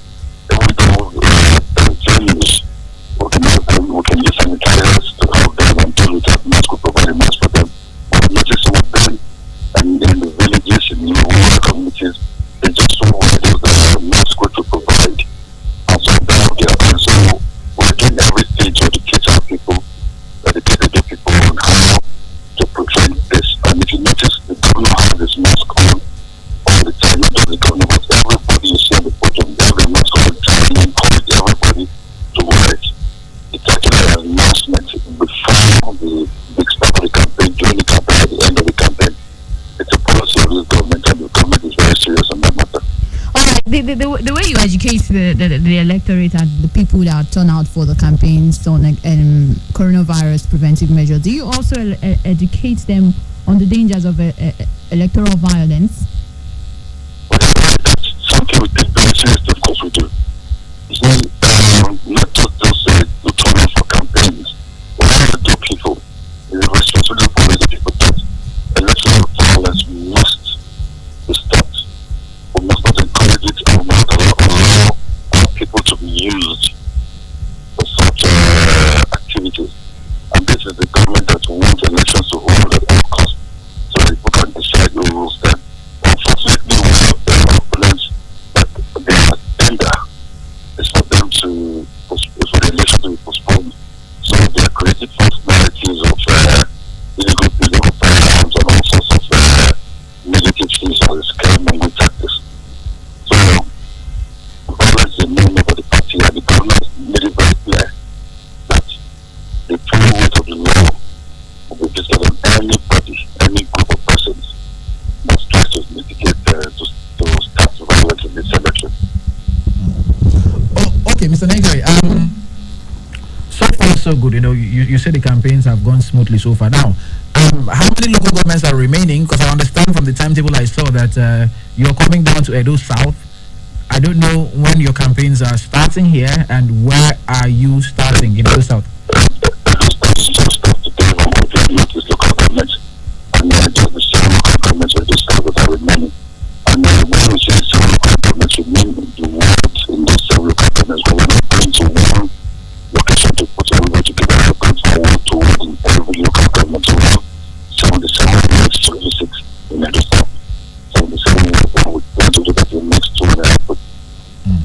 Now, there have been accusations from the opposition. They say, you know, that that the PDP hires buses filled with people and takes them to the wards to create the impression that that you have a crowd that is actually a bought crowd. How do you answer to that?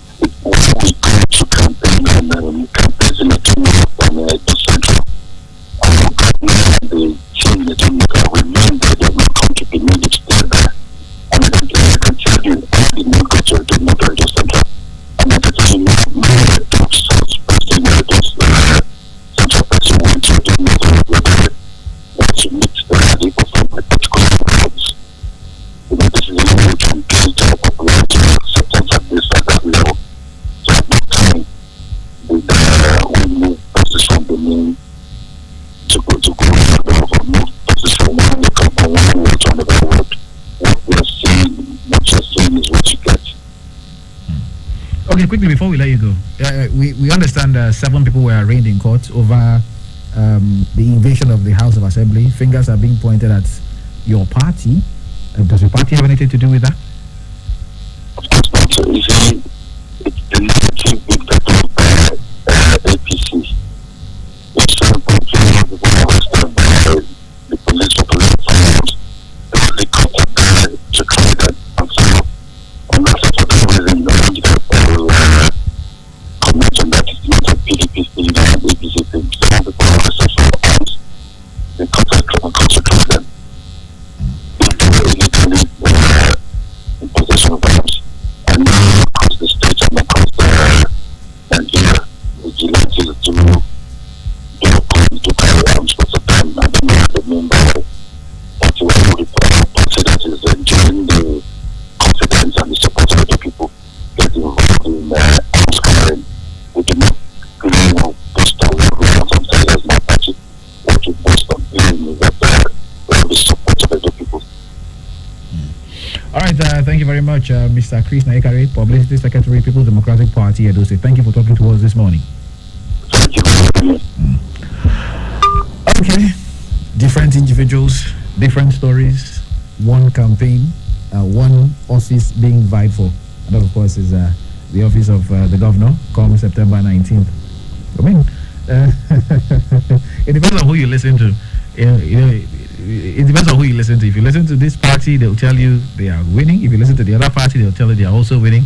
And there will always be accusations and counter accusations. Interestingly, The APC said they've covered the 18 local governments of the state, and now they are proceeding on word-to-word campaigns. But the People's Democratic Party are saying, nope, we have not covered all. We have 7 more local governments. However, we are not doing local government tour. We are doing word-to-word tour. We want to cover every single ward in Edo State. Well, maybe a bit, shall I say, slightly different strategies for both political parties. I don't know which one is going to be more effective, but what we do know is that it's been very colorful. The music, the dance, the everything. The music, though. Yeah, I mean, there's no. What is a rally without music? they're being creative. Sometimes when election is around the corner like this, they remember our youth and the creative ones when it comes to the music industry. That's when you know they can sing That's when they know. No, we know they can. But that's when these politicians now seek their help and be like, we need you to do this. And they come good with it. And all that. Well.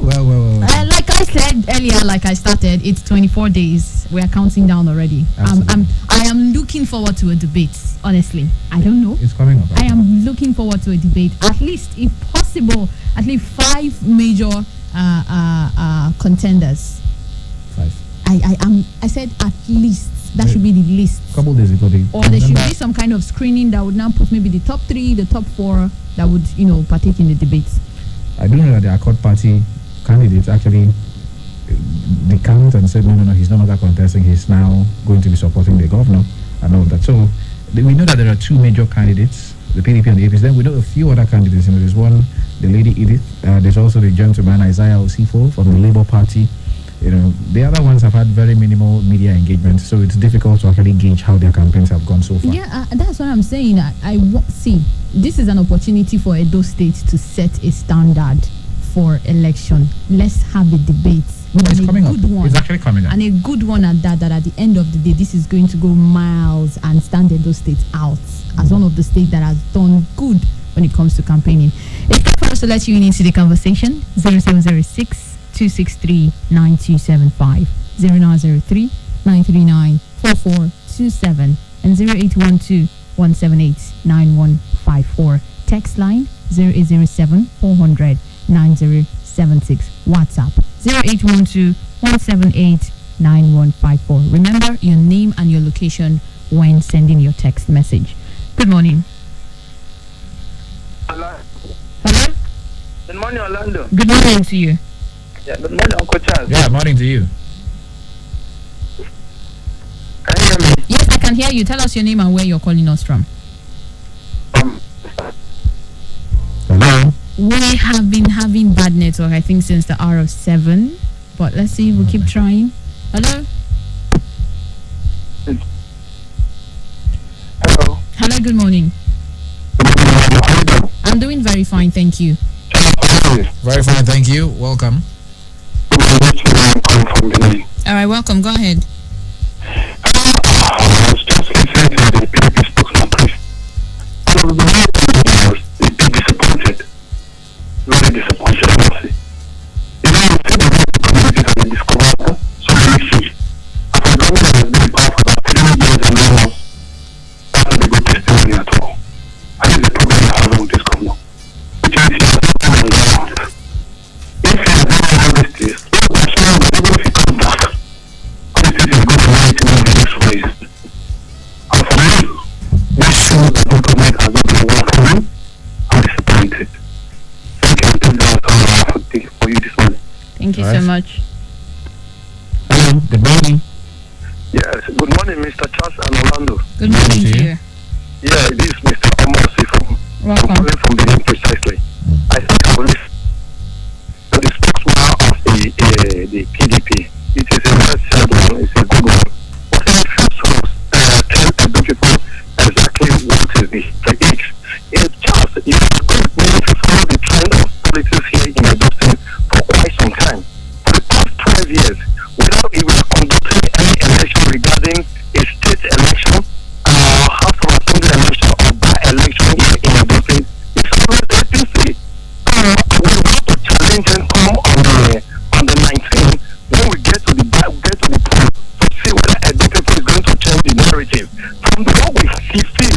and the way we see on I think that the people are not Mr. Amos, I want to clarify something. You said every single election is always APC. Is that what you said? Yes. Election, like the governorship for the past 5 years. Okay. The governorship election, the House of Assembly election, any election, or a local government or the council election. Okay. The system is already there. That's what I said. And if you go look at the icon, if you look at your thing, you can see, you can verify. It's just for the public domain for you to verify. So I think, come September 19, I think they are not ready to change the narrative. I think they have to continue with the developmental strive of the APC that they got to reduce it. Because we saw what happened 12 years ago when the PDP government governed the state. We know where we are. We know where we are today. We don't want to go back to Egypt. We want to make progress. That's my message this morning. Thank you and good morning. Good morning and thank you. Good morning. Good morning, Nigeria. Good morning to you.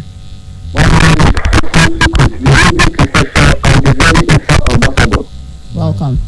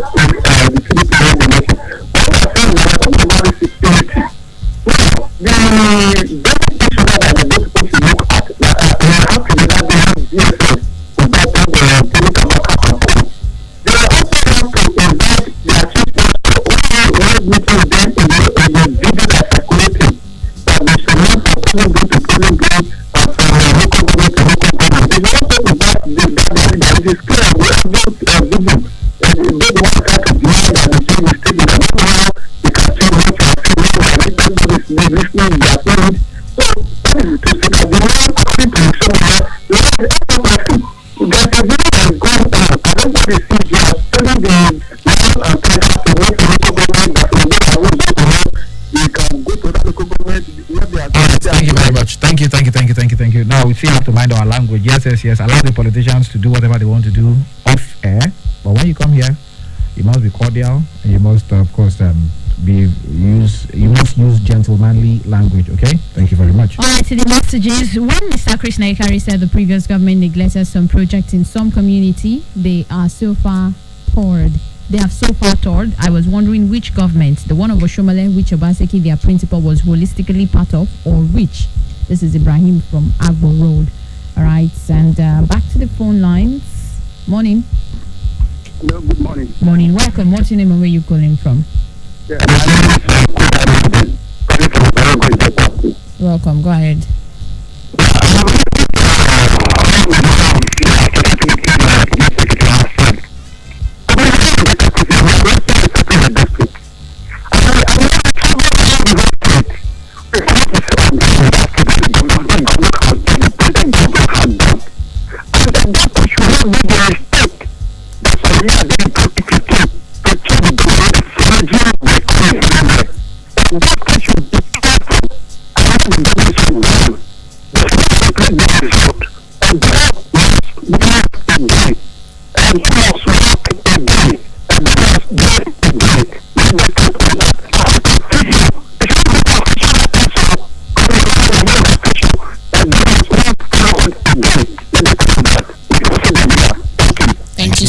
God bless you. And this is actually where we draw the curtains on today's edition of Dialogue. Do well to join us again tomorrow for another wonderful edition. Coming up next at 10 a.m. is news updates. I am Godslove Orlando. And I'm Charles Opperum. Good morning.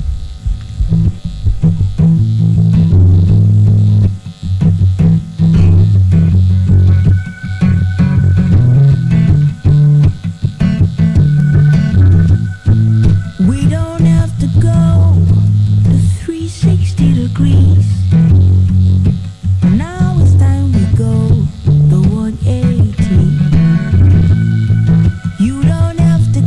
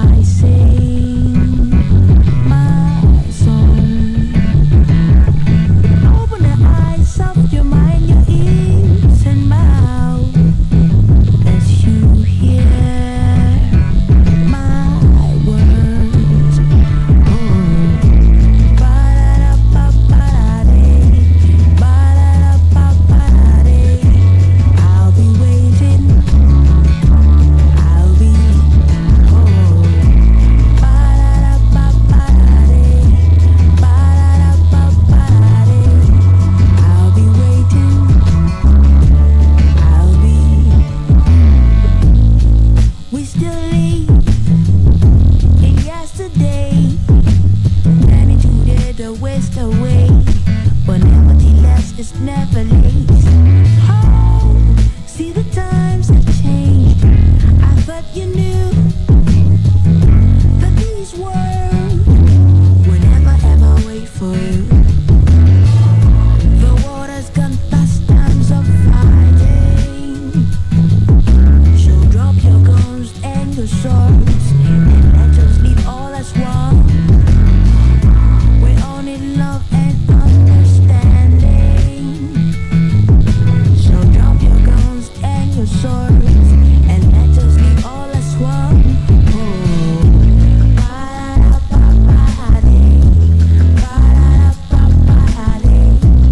I'll be waiting.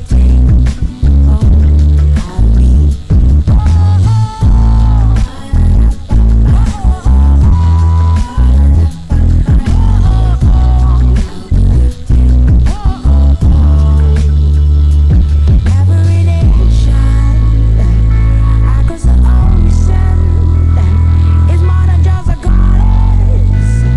We all need one another. I'll be waiting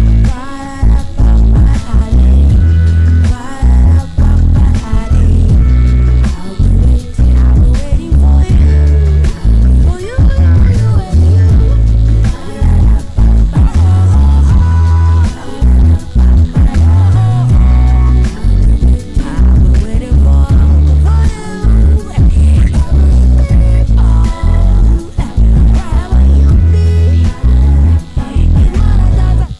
Don't you touch that dial. Sugar, don't touch that dial. I said we party, we put on election day. Now there you go, press your finger on election day.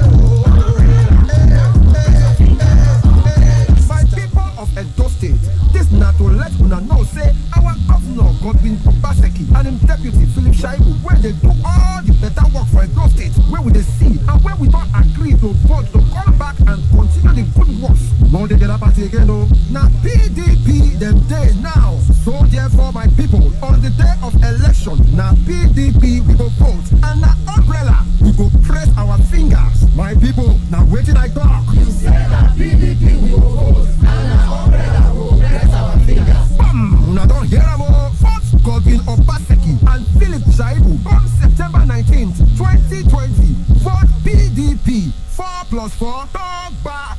Hey, people are going to touch like this matter. Mama Jenny asked her husband for 1,000 to cook food. He get 5,000. Waiting be that.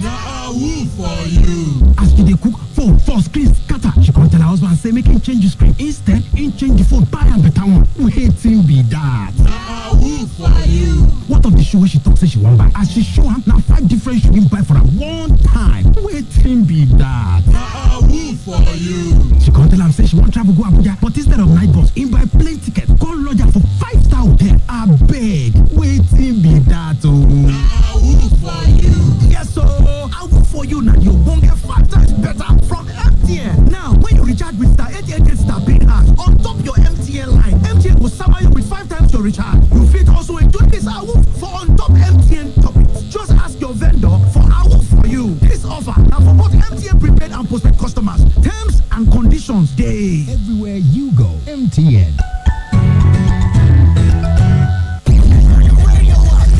92.7. Lego.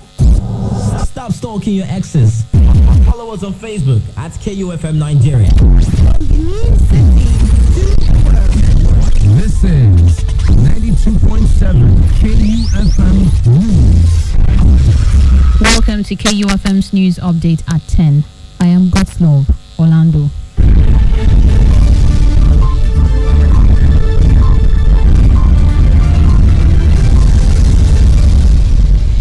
State Governor Godwin Obaseki says his administration is still committed to reforming the state judiciary to make it the envy of all in the country. Governor Obaseki reiterated the commitment on Monday while inaugurating 4 members of Edo State Judicial Service Commission in Government House. They said the physical aspect of the reform has since commenced, imploring the newly inaugurated members to use their wealth of experience to drive the non-physical aspect of the reform. In a related development, Governor Obaseki also inaugurated 5 commissioners. 3 of the 5 commissioners were members of Edo State Oil and Gas Producing Area Development Commission, Edo SPADEC, while 2 were civil commissioners. The civil commissioners are Lawrence Ogieva and Alex Oleji. Members of Edo SPADEC are Honorable Imodagwe Abdullahi, Honorable Daniel Enebi, and Charles Aidea. The People's Democratic Party in Edo State will commence its word-to-word campaign in Edo South Senatorial District today after completing the tour of Edo North and Central. The chairman of Edo State's PDP Governorship Election Campaign Council, Chief Dan Obi, who disclosed this on Monday, said the tour will take the format used by the party at Edo North and Central to reach the electorates. Still in Edo State, the State High Court sitting in Benin City presided over by a vacation judge on Monday remanded in police custody 7 persons that were rounded up by the police for allegedly in possession of firearms during the recent crisis that engulfed the State House of Assembly. It occurred when 17 factional lawmakers were accused of attempting to invade the House. The suspects were arrested on August the 6th within the premises of the Edo Assembly Complex with 5 double-barrel long guns, 2 single-barrel long guns, and 10 live cartridges. The presiding judge, Justice Efe Ipomoba, ordered that the suspects be remanded in police custody till 3rd of September. And finally, a news update at 10. The governor of Akwa Ibom State, Udom Emmanuel, says a student writing the ongoing West African Examination Council (WAEC) examinations in the state has tested positive for COVID-19. Emmanuel, who made the disclosure in a media chat in Uyo, did not mention the name of the student and the school involved. The governor said normal precautions have been taken to avoid spread. He, however, said the state government has begun random testing of students for the virus in secondary schools across the state. And that's KUFM's news update at 10. I am Godslove Orlando saying thanks for listening and good morning.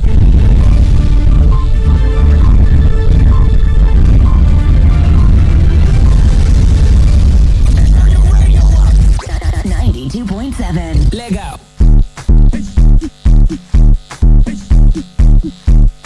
Hello and welcome to another informative segment on radio.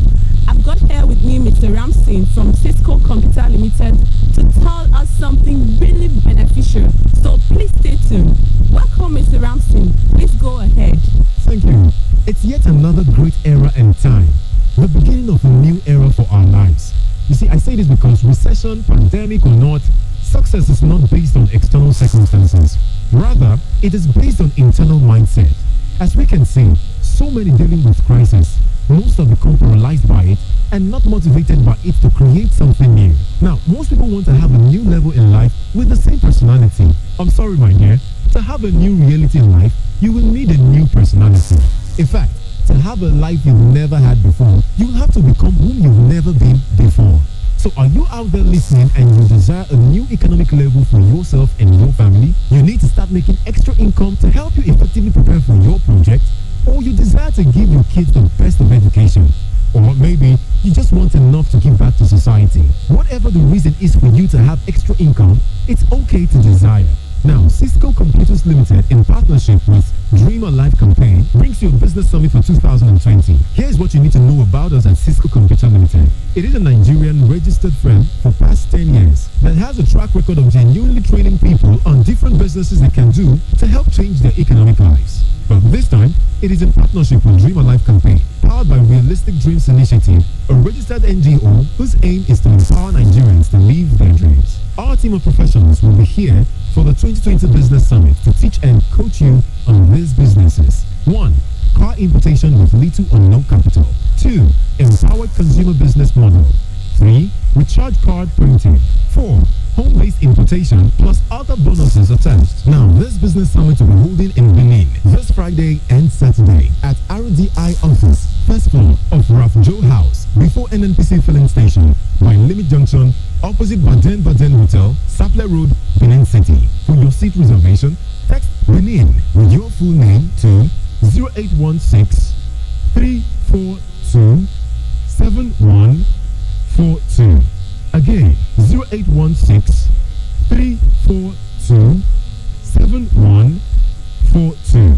Again, text the word Benin with your full name to 0816 342 7142. response from our customer care shortly afterwards. The time is 10 a.m. Now, here's the business in detail. For car importation, my dear, we're here to expose to you how you can import cars effortlessly from USA and make good income for yourself and friends. Yeah, as you're attending this business summit, you will be surprised at the amount of profits car importers are making. Now, you can import directly and sell to dealers, or you can sell to individuals, and you are the one to enjoy all the profits. Now, here's the benefit. You don't need to use money you don't have to acquire cars that don't have anyone to buy them. You simply select the car a friend or customer needs, and with little deposit, you can bring down the car to Nigeria, and they can pay the balance. As you attend the summit, right inside the training, you can start working on importing your first car. Now, you also enjoy free financing support where you can pay small percentage of about 33% of the car and have it delivered to you. My dear, this is one business you can start with zero capital, because you can actually start by being a middleman and make great income for yourself and family. The second business mentioned is recharge card printing. Now, here is the simple statistics of recharge card usage in Nigeria that will blow your mind. According to Punch newspaper publication, date March 28, 2019. Check it out. It states clearly Nigerians spend 767 billion naira on airtime in 3 months. 3 months. This shows us clearly how huge the market is.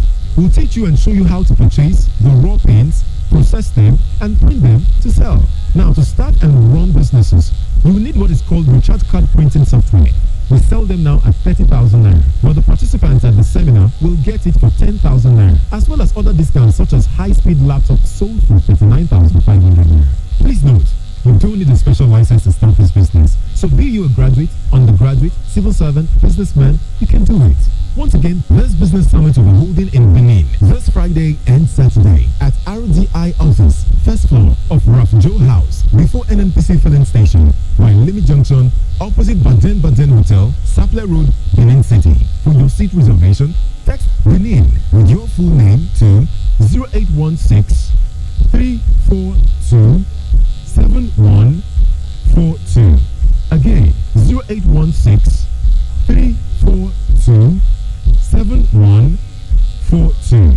Again, text the word Benin with your full name to 0816 342 7142. And you will receive a response from our customer care shortly afterwards. The time is 10 a.m.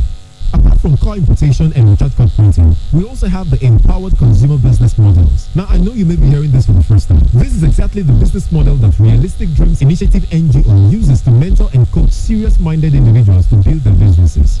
Now, here are the features you stand to enjoy. 1. Low startup capital. 2. Free business coaching. 3. They'll help you prepare economically for your retirement or education financing, and many more. Amazing, right? Alright, for the benefit of someone who might have just tuned in and wondering what this discourse is all about, could you do a recap, please? Well, if you just joined us, you may have missed a lot, but here's a quick summary. This is Cisco Computers Limited in partnership with Realistic Dreams Initiative, bringing live to you a Business Summit 2020, where you will be taught about car importation. That is, making all the profit car importers and dealers make by importing cars effortlessly from the United States of America. And all you need is a small amount, cars delivered to you, and then the balance can be paid. A small business anyone can do, as Cisco Computers will also give you special assistance. Secondly, recharge card printing. They will teach you how to print your own recharge card. Now remember, recharge card printing software at Cisco's computer sells for 30,000 naira, but we'll be giving it out for 10,000 naira at the summit. Plus our high-speed laptops that goes for 39,500. And thirdly, empowered consumer business model. For serious-minded business fellows, where Realistic Dreams Initiative NGO will help you add another source of income to your stream. Now, as we continue, we also talked about home-based importation. With this, you'll discover how to import products from China, UK, and Dubai. Also, you would learn how to privately label your own products, thereby giving you your own personal brand. My dear, with as little as 3,500 naira, you can start this business and make cool income for yourself. Can you imagine buying a woman's jewelry for about 50 naira and reselling it in Nigeria for 1,000 naira? Or flash drives, memory cards for 300 naira and resell at 5,000 naira in Nigeria? That's what we're talking about. With a little startup capital of 2,000 naira, you can make so much importing your own products. Now, this business summit will be holding in Benin this Friday and Saturday at RDI office, first floor of Raf Joe House, before NNPC filling station, by Limit Junction, opposite Baden Hotel, Sapler Road, Benin City. For your seat reservation, text Benin with your full name to 0816 342 7142. Again, 0816 342 7142. Again, text the word Benin with your full name to 0816 342 7142. And you will receive a response from our customer care shortly afterwards. The time is 10 a.m. All right. Could you share with us materials participants will get at the summit, and how much is the summit fee? Now, when you come, you get our discounted products, which is a video classic CD that contains 2 videos on how to convert a simple UPS into an inverter with no experience in electrical and electronics. 2, 4 videos that teaches you how to mount and connect CCTV cameras and monitor them anywhere. You will learn them and make cool cash mounting it for others. 3, 5 videos on how to build a solar power system. And 4, 7 videos on how to bake cake. All this for just 2,000 naira. Now, after hearing this, one wonders what would be the cost to learn all the 3 businesses. There, with just 3,500 naira, you are covered for all the businesses. Now, we'll be giving you manuals, printed form, and CD form, all free of charge. For your seat reservation, text Benin with your full name to 0816 342 7142. Again, 0816 342 7142. Again, text the word Benin with your full name to 0816 342 7142. And you will receive a response from our customer care shortly afterwards. The time is 10 a.m. We are aware of the presence of COVID-19 and we are all in the fight to prevent its spread. What plans have been put in place to ensure the safety of participants? But very importantly, please note that in compliance with the government directive, social distancing will be maintained. Face masks and sanitization protocols will be duly observed, and we will take only 50 persons per session. Thank you and see you there. This is where we'll call it a day. See you some other time. They hate us, cause they ain't us. Drop that bass. We are UFM 92.7. We got you turned up through the roof. Turn your radio up. Turn us up. 92.7. It's a new year, so it's time for a change. Stop it, calm down. Put down the guns and knives and increase the love and full joy the blessings. Jams. Those hot jams.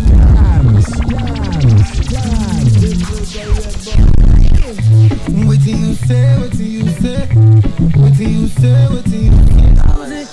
Choose it. The Middle East, Russia, Canada, worldwide. Low snow, the Beatles, Jeremiah had to let them all know. KUFM, Radio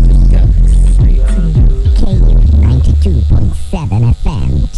Plenty there to win up for the 9 Mobile Mega Millions promo. 90 people go have a 1 million naira every day for 90 days. 2 people go win smartphones every hour, every day. The one wey sweet me pass here, now the 10 million naira grand prize. If you no be 9 Mobile customer, move, come our site or buy a new line. In addition to the plenty millions and smartphone, we go summer you with free 1 gigabyte plus 500 naira airtime instanta plus up to 100% data bonus for 1 full year. So make you recharge 200 naira and above. Make you for the win. Ring Mobile. Block by block, city after city, we couldn't get down it without your support. 60 years of building for growth. It's our anniversary, let's celebrate together.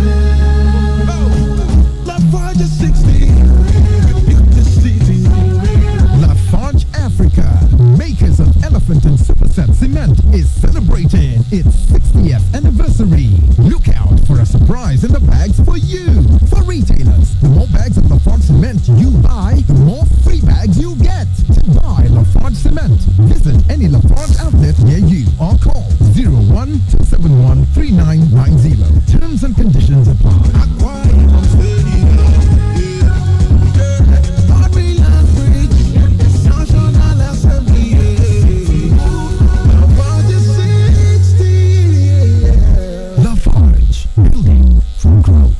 I am the first daughter of Professor Ambrose Ali. Some of my father's qualities, I am seeing it in Pastor Isaiah Yamu. In his simple agenda, like empowering people. My father was there, and he also wants to carry it out. That's the passion for women youth. My father was there, and he's there who also wants to carry it out in his simple agenda.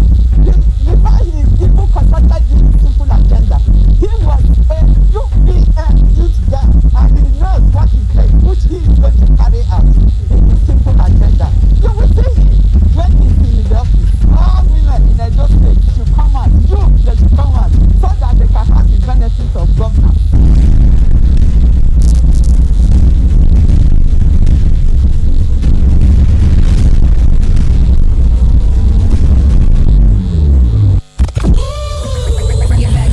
Okay, enough commercials. Back to the music. On KUFM 92.7. Back to the music. Here we go. Your radio is commercial free right here, right now on KUFM 92.7. Greatness.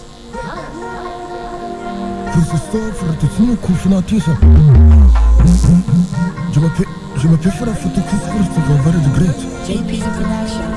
DJ Neptune.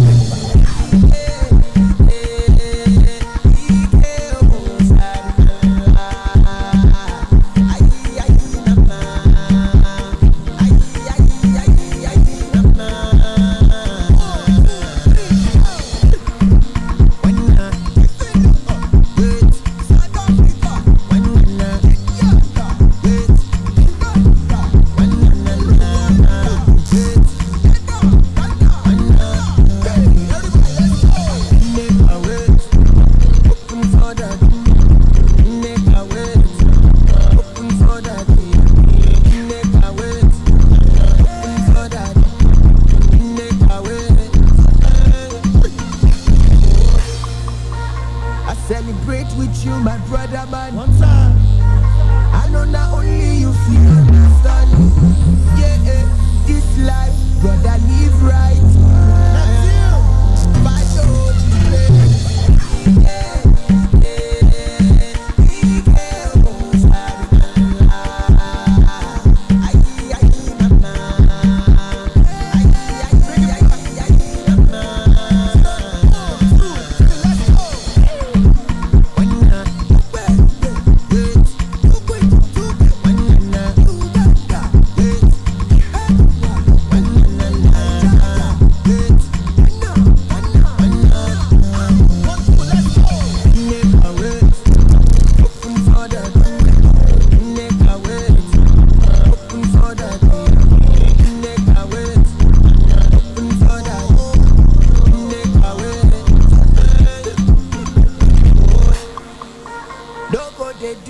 Yourself, brother. Never envy all the evil doers. This life, brother, live right. This life.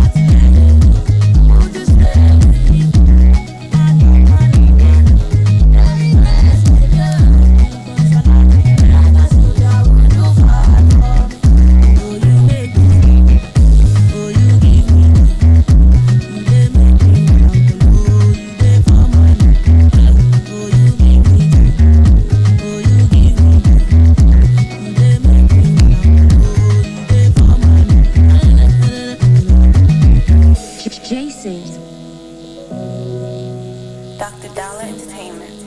It's Urban Sounds.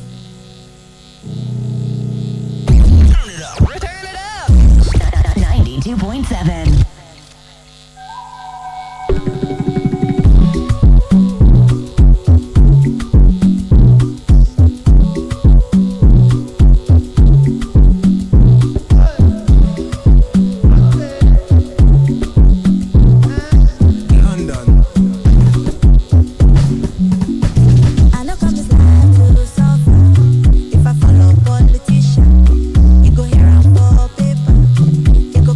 Prostitution.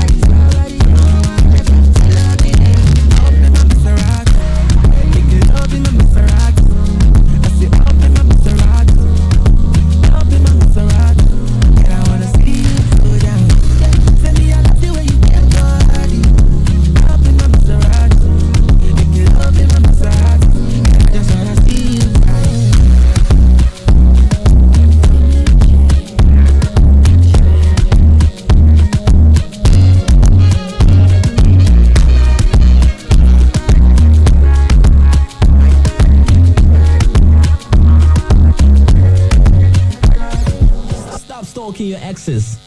Follow us on Facebook at KUFM Nigeria.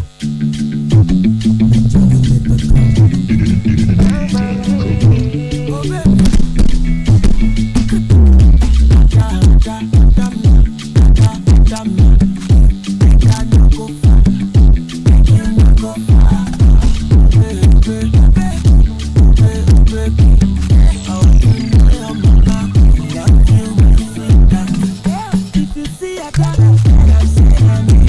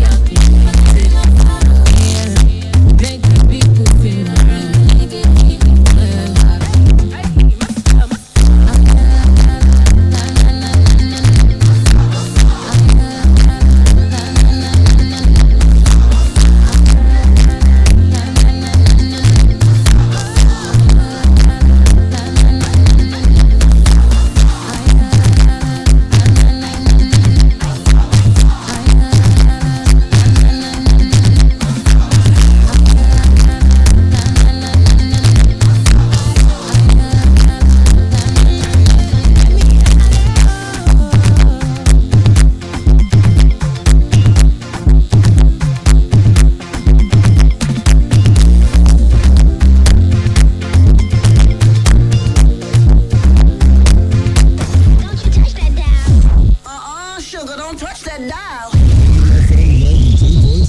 Classic hip hop. Turn it up. 92.7.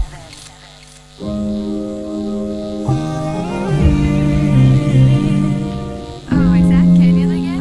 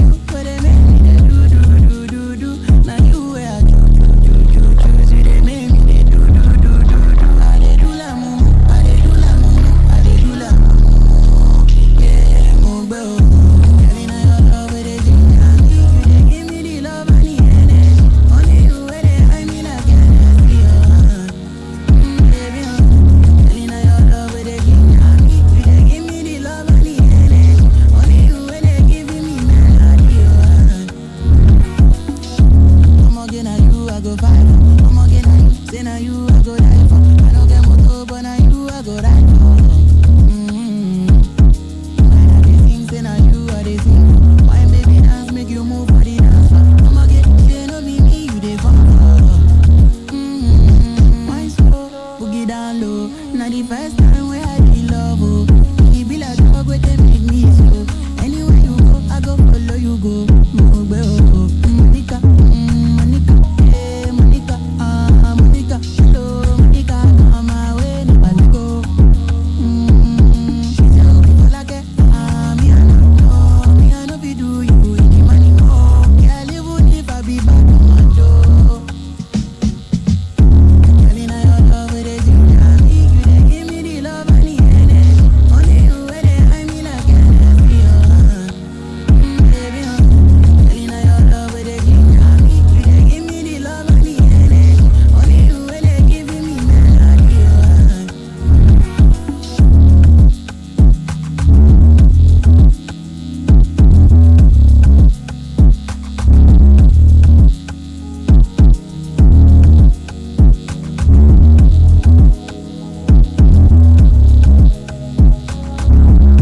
Don't you touch that dial. Sugar, don't touch that dial. Mix Nigerians and famous. Classic boy. Yeah. Say rock a booty.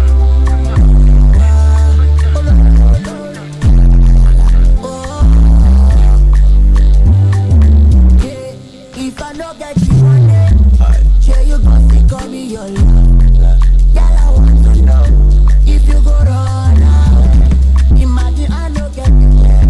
Sure you go get me your bottom. Baby, you go far away. I want to know. Sure you no go down. Sure you no go run away from me, my baby. When nobody for me, for me, yeah. Say you go out down, baby, you go down. Say you go out down, yeah. Say you go out down, yeah. You go out down, yeah. Say you go out down, baby, you go down. You go out down, baby, go down. Say you go out down, yeah, yeah. Now make you tell me, say you go take me as I say you go ride with me if not Okada. Be honest with me, oh. If they give it 30 million, make you leave me, say you go free. I be you go there with me, they drink gari.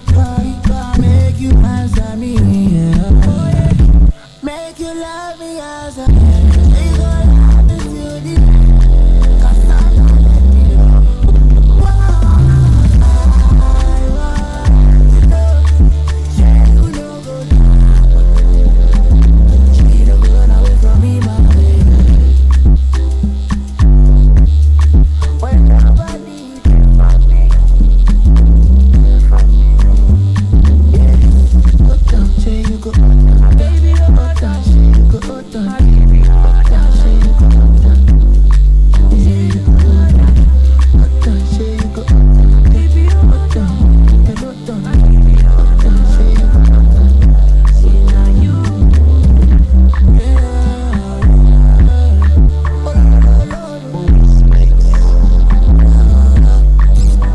Stop stalking your exes.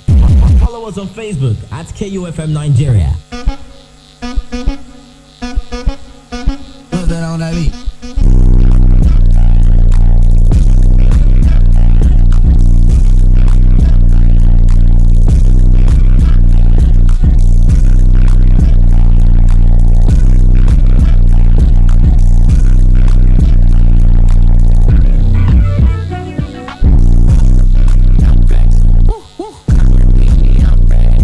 Hey, I just walked off the jet.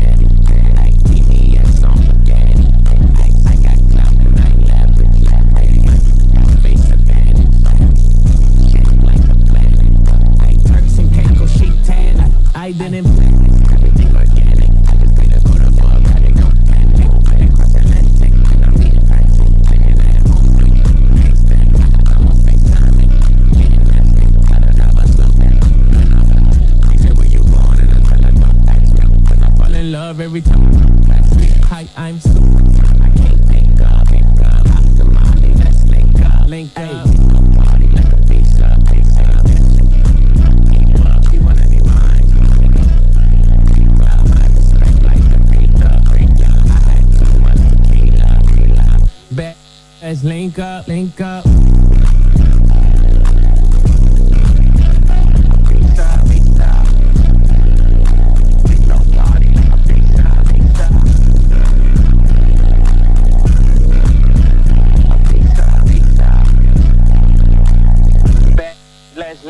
link up. Standing ovation.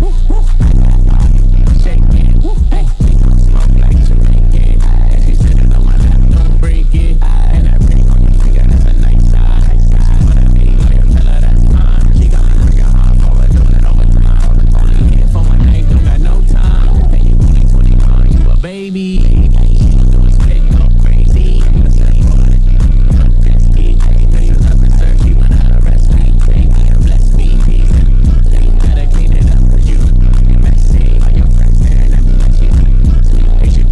For the trizzy, baby, let's see. I can't pick up. Hop to mommy, let's link up. Party like a pizza. Keep up, you wanna be mine. So let me go deeper. Don't you touch that dial. Sugar, don't touch that dial. Wireless NG provides fast, reliable, and affordable unlimited broadband internet service to homes and businesses. We are situated at number 5 Ramaya Kennedy Street off PZ Sattler Road, Benin City, and our marketing office is at 70 Uloma Complex, Upper Road, Benin City. Our services are currently available in Benin and Lagos. You can reach us on our mobile 707-367-30125 or 080-788-79960 or on our website www.wirelessng.com. Wireless NG, erasing internet boundaries. All the programs on KU 92.7 are now open for sponsorship and advert placements. For sponsorship and advert placements, call now for inquiries 070-380-50243 or 080-8877-3644 or visit KUFM Marketing Office located at the top floor of the Enterprise Foundation Building, number 62, Ihama Road, Benin City, Edo State. 92.7 KUFM is your business growth partner. We are the future. Good people of Edo State. Another election don't come. Una know say we don't suffer. Well, from the lie hunger to hardship, from the fake promises to no jobs, bad roads to social flood. This na the time for us to choose better person. We go make things better. That person na Pastor Osaye. The man we understand our matter. The man with simple agenda. Simple. We be S for security and social welfare. I now for infrastructural development and urban renewal. M now for manpower development and training. D for public-private partnership. L now leadership by example. E for employment creation and social empowerment. POI. Get better vision for us, Edo people. Make we vote POI for governor of Edo State. Make we vote APC. The future has come. This message is sponsored by Edo South Company Council. We start your day from the break of dawn till midnight. Like that wasn't clingy enough. We went online and now you can listen to us via our website anywhere in the world. Okay, stalker alert. We told you to follow us on Instagram, Twitter, Snapchat, like our page on Facebook, and even add us up on WhatsApp. Okay, this is definitely creepy. Really? Well, guess what? We are now in your devices. KU 92.7 Radio is now officially an app for your smartphones, gadgets, and many devices. Simply go to Google Play Store and search for KU 92.7 Radio and download the app in less than 3 minutes. KUFM. Turn on excitement.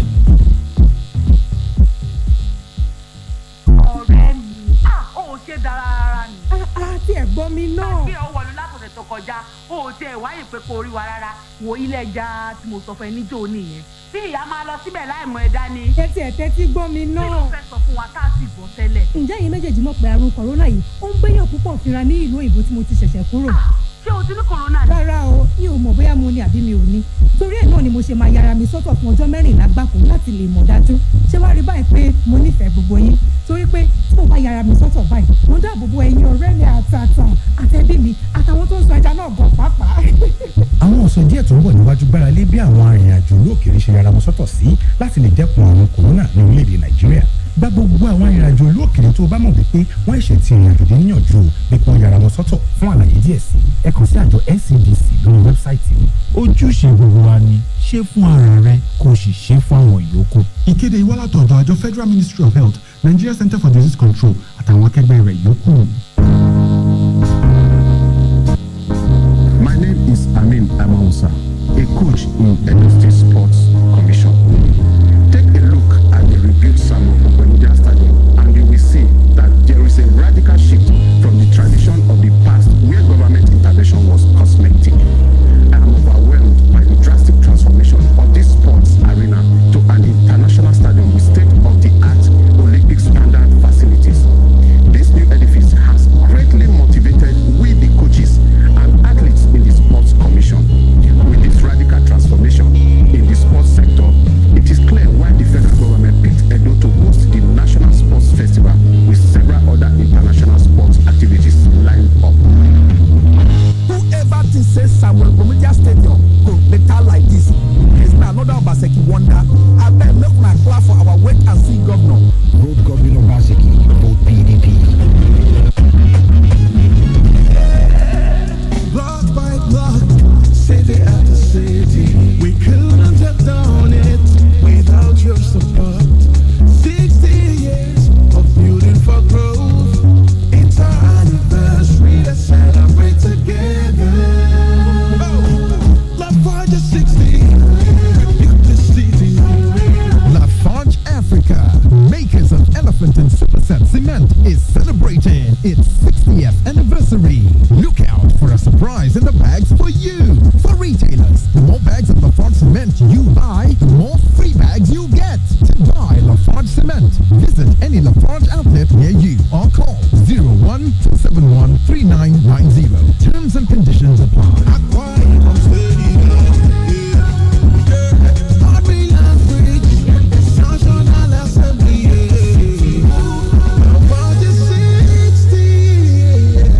Lafarge, building from growth. Okay, enough commercials. Back to the music. KUFM 92.7. We got a great show coming your way today. 92.7 KUFM.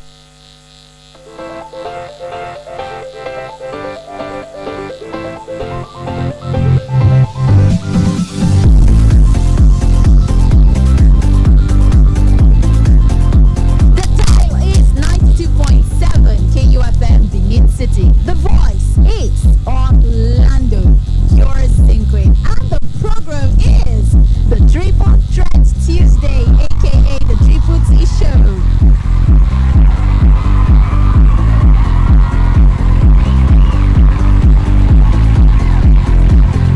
Let me tell you something. Did you know that it is 130 days more before the end of 2020? Yeah, we have 19 more weeks to go. So, are you among the people that can't wait to just pack your bags and leave 2020 behind? And also, are you already wondering what 2021 is going to look like already? While I leave you to your wonders, let's get this show started.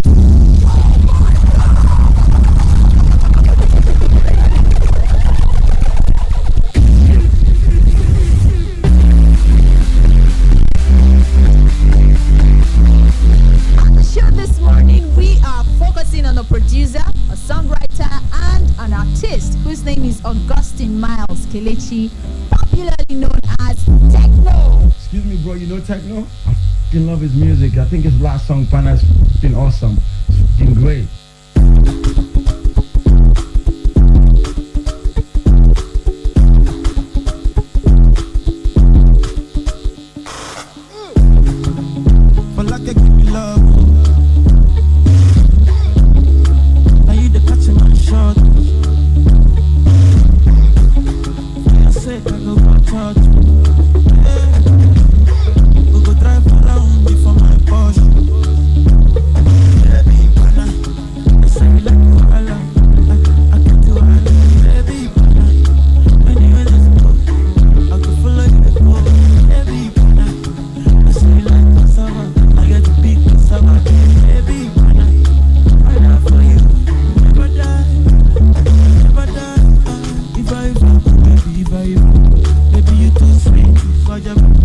I take it dance to the lagwaja. Make a take to Papa If I ever, oh baby, if I ever, baby you too sweet, Fajama. I take it dance to the lagwaja. Oh, take it to Papa love is a beautiful thing. Can you they cool my temper? Love is a wonderful tender feeling. You they give me danger.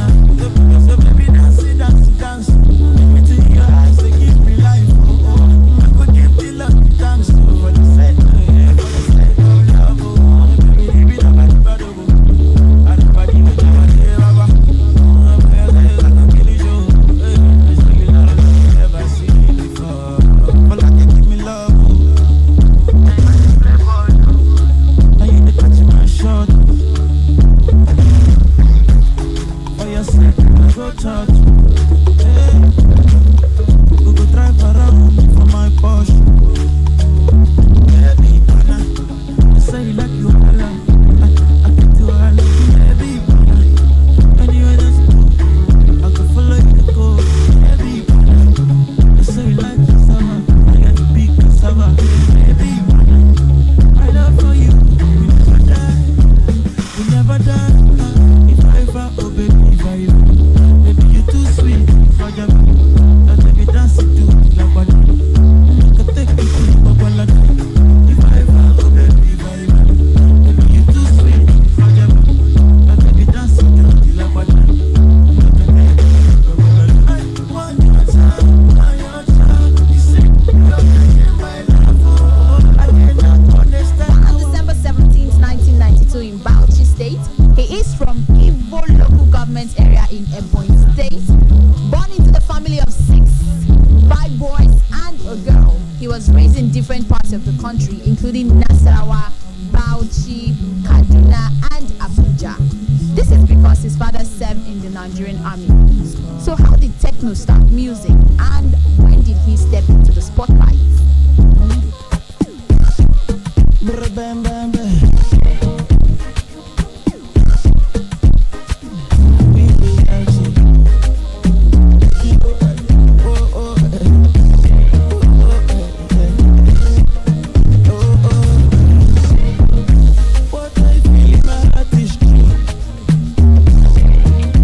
What you say, my eyes will is your totally, baby, I'm body for you. In the head of my heart, I wanna dance for you, yeah. I wanna dance for you, yeah. You gonna dance for me, yeah. This very strong, oh, yeah. We are very strong, oh, yeah. Diana, oh, I wanna take you away. Diana, oh, my baby, oh, yeah, me and you go forever. Diana, oh, my love, oh, I wanna take you away. Diana, oh, Diana, oh, Diana, baby, give your body bounce. Whenever you come around, from my heart you win the crown. They could never let you down. If the fire catapult, every day give me to count down. Baby girl, I'm ready. Baby girl, I'm ready. I say I must to run your race. Yeah, that's your drum and bass. Yeah, my love is up to that. Yeah, I wanna dance for you. I wanna dance for you. You gonna dance for me. It's very strong, oh, yeah, very strong, oh, we are very strong, oh,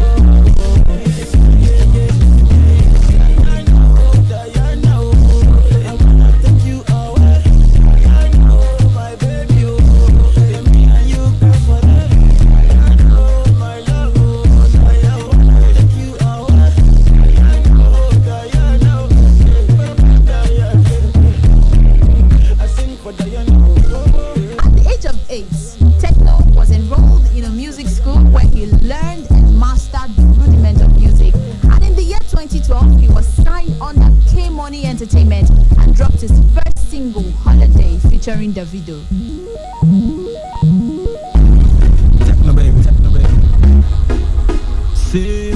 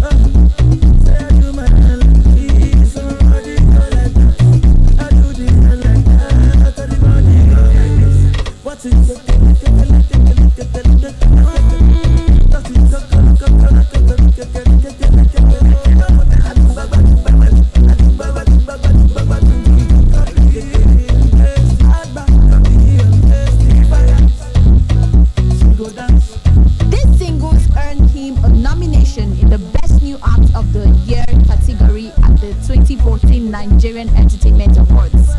Techno has since dropped single that has gotten massive airplays in and outside the country, from Duro to Wash and so on. Don't you touch that dial. Sugar, don't touch that dial.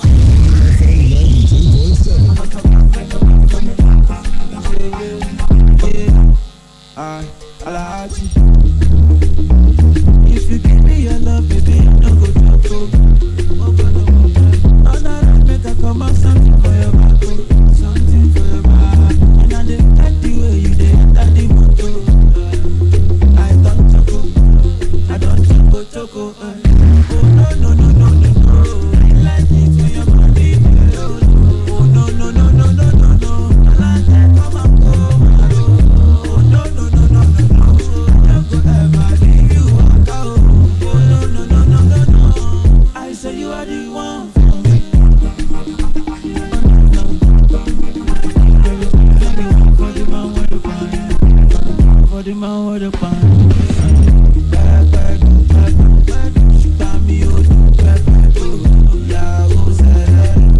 Like the way you do, get all your information, get the connection. And then in June 2018, Techno signed a distribution deal with Universal Music Group Nigeria and also a UK-based Island Records. And then late last year, he featured on Beyonce's Lion King, The Gift, the soundtrack, Don't Jealous Me. It's been raining albums and new songs from various artists since the pandemic. And we're always looking forward to Fridays, which is now an official day, I would say, for new songs and albums. But do you know that Techno doesn't have any album? He has been dropping singles since his music career and has produced over 20 songs for different artists. Techno, your fans are awaiting your debut album. Please give us a debut album. Oh my God, when she come for the area, so the man them to watch you. All the boys down logo, so let them dance to logo. You're feeling me, baby, while I'm go low. I'm the king of the conto, and they loving the way I do this angle. Yeah, I'm a cowboy now, you go do. Baby, come be mine now. I love my shit now. All the place you don't take it. I love my shit now. Say baby, give me your love. I love my shit now. Because I love you, we told my heart. Go love my shit now. My love, oh my, oh mama, oh father, oh nana. I said no other, Asia, China, you know I wanna oh child,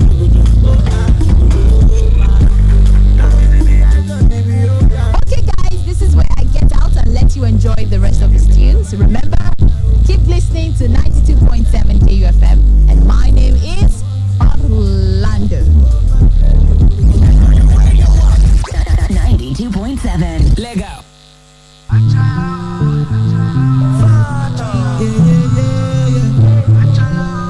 Final day, so we say the park.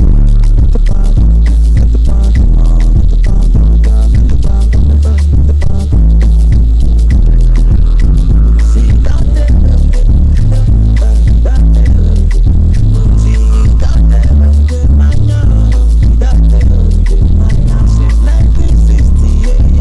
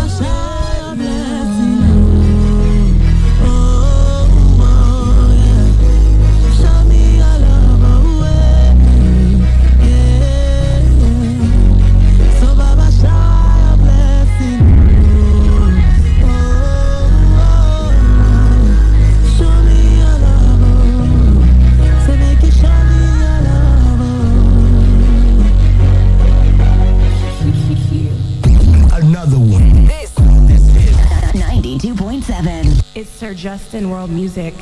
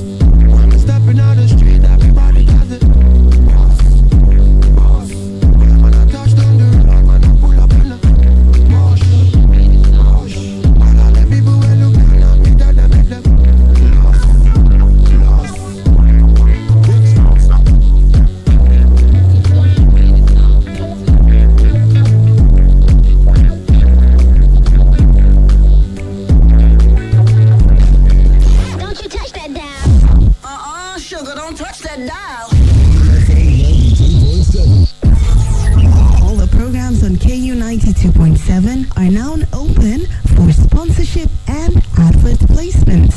For sponsorship and advert placements, call now for inquiries 070-380-50243 or 080-8877-3644 or visit KUFM Marketing Office located at the top floor of the Enterprise Foundation Building, number 62, Ihama Road, Benin City, Edo State. 92.7 KUFM is your business growth partner. Fierce Nation. Vibe. Scanning, sir. What if you wave this? That is over the man there. Jori beba, she bemba mi sọ̀rọ̀. Àwọn eruku yapa japa tó bá mú ẹ sọ̀rọ̀.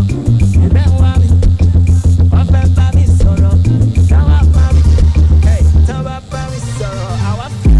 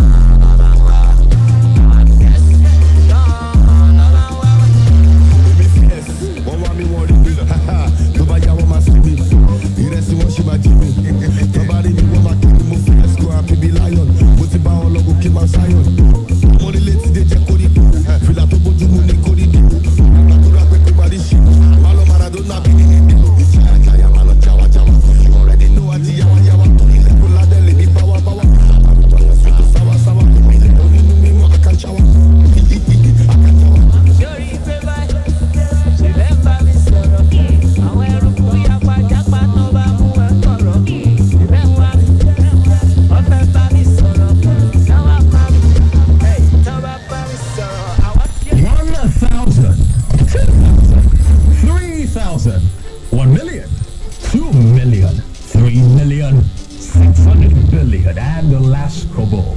Oh yes, we follow the money. It's all about the business and the business of business. The gains and the losses. The bulls and bears. The rise and falls. The risk and the satisfaction of seeing the last kobo rise to millions. On KUFM's Business News, the simple and complex jargons of business just make sense. Get the trending news on the morning market, forecast, investment opportunities, policy changes, and other breakout information on the ever-busy world of business. KU Business News, Monday to Friday on our news dawn, 6:30 to 7 a.m.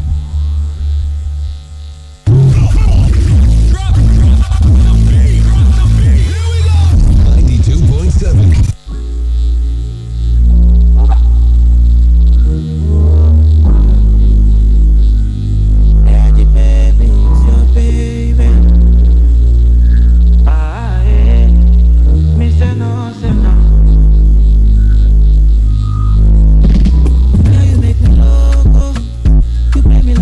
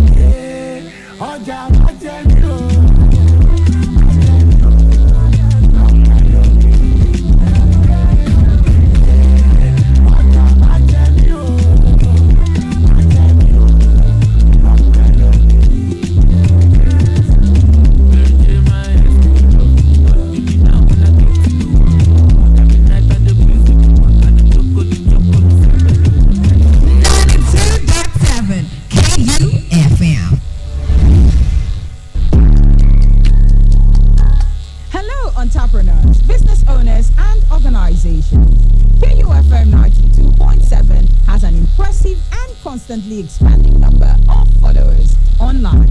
You can now advertise your goods and services on KUFM's social media platforms, Facebook, Instagram, and Twitter.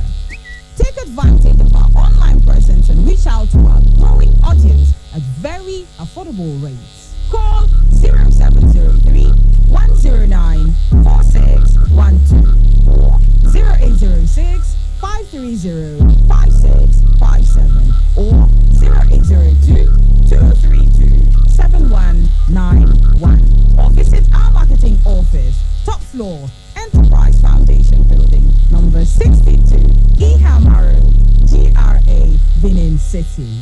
KUFM, your business group partner.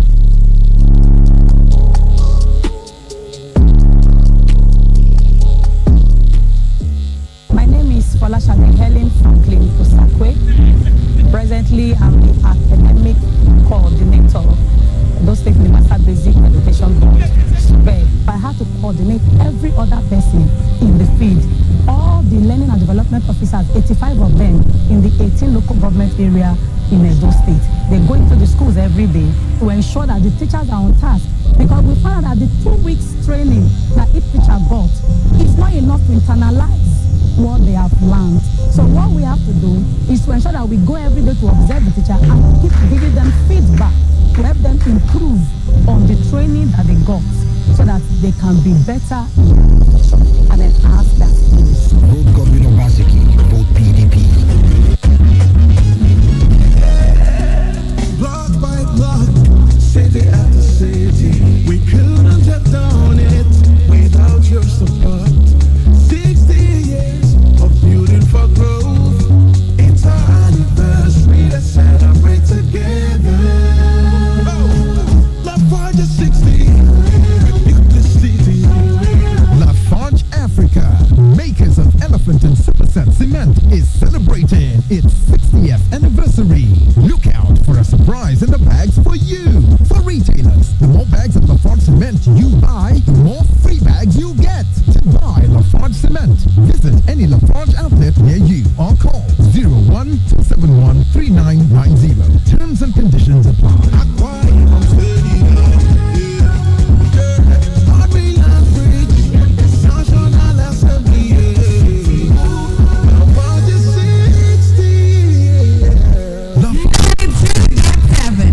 KUFM. 92.7 KUFM News. Concise, precise, balanced, unbiased. We are live from Benin City to the world. This is 92.7 KUFM Newsbreak. Good morning and welcome to Newsbreak on KU 92.7 FM Benin City. First, the headlines.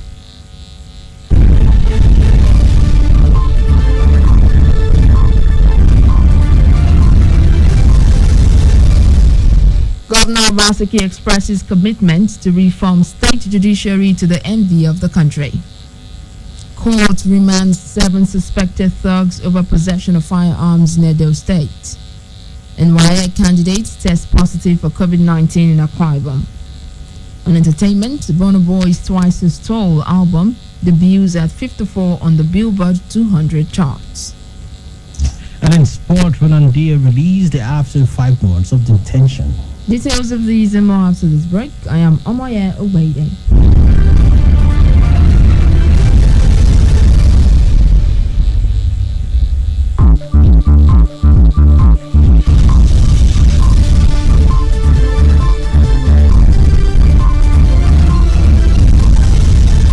Edo State Governor Godwin Obaseki says his administration is still committed to reforming the state judiciary to make it the envy of all in the country.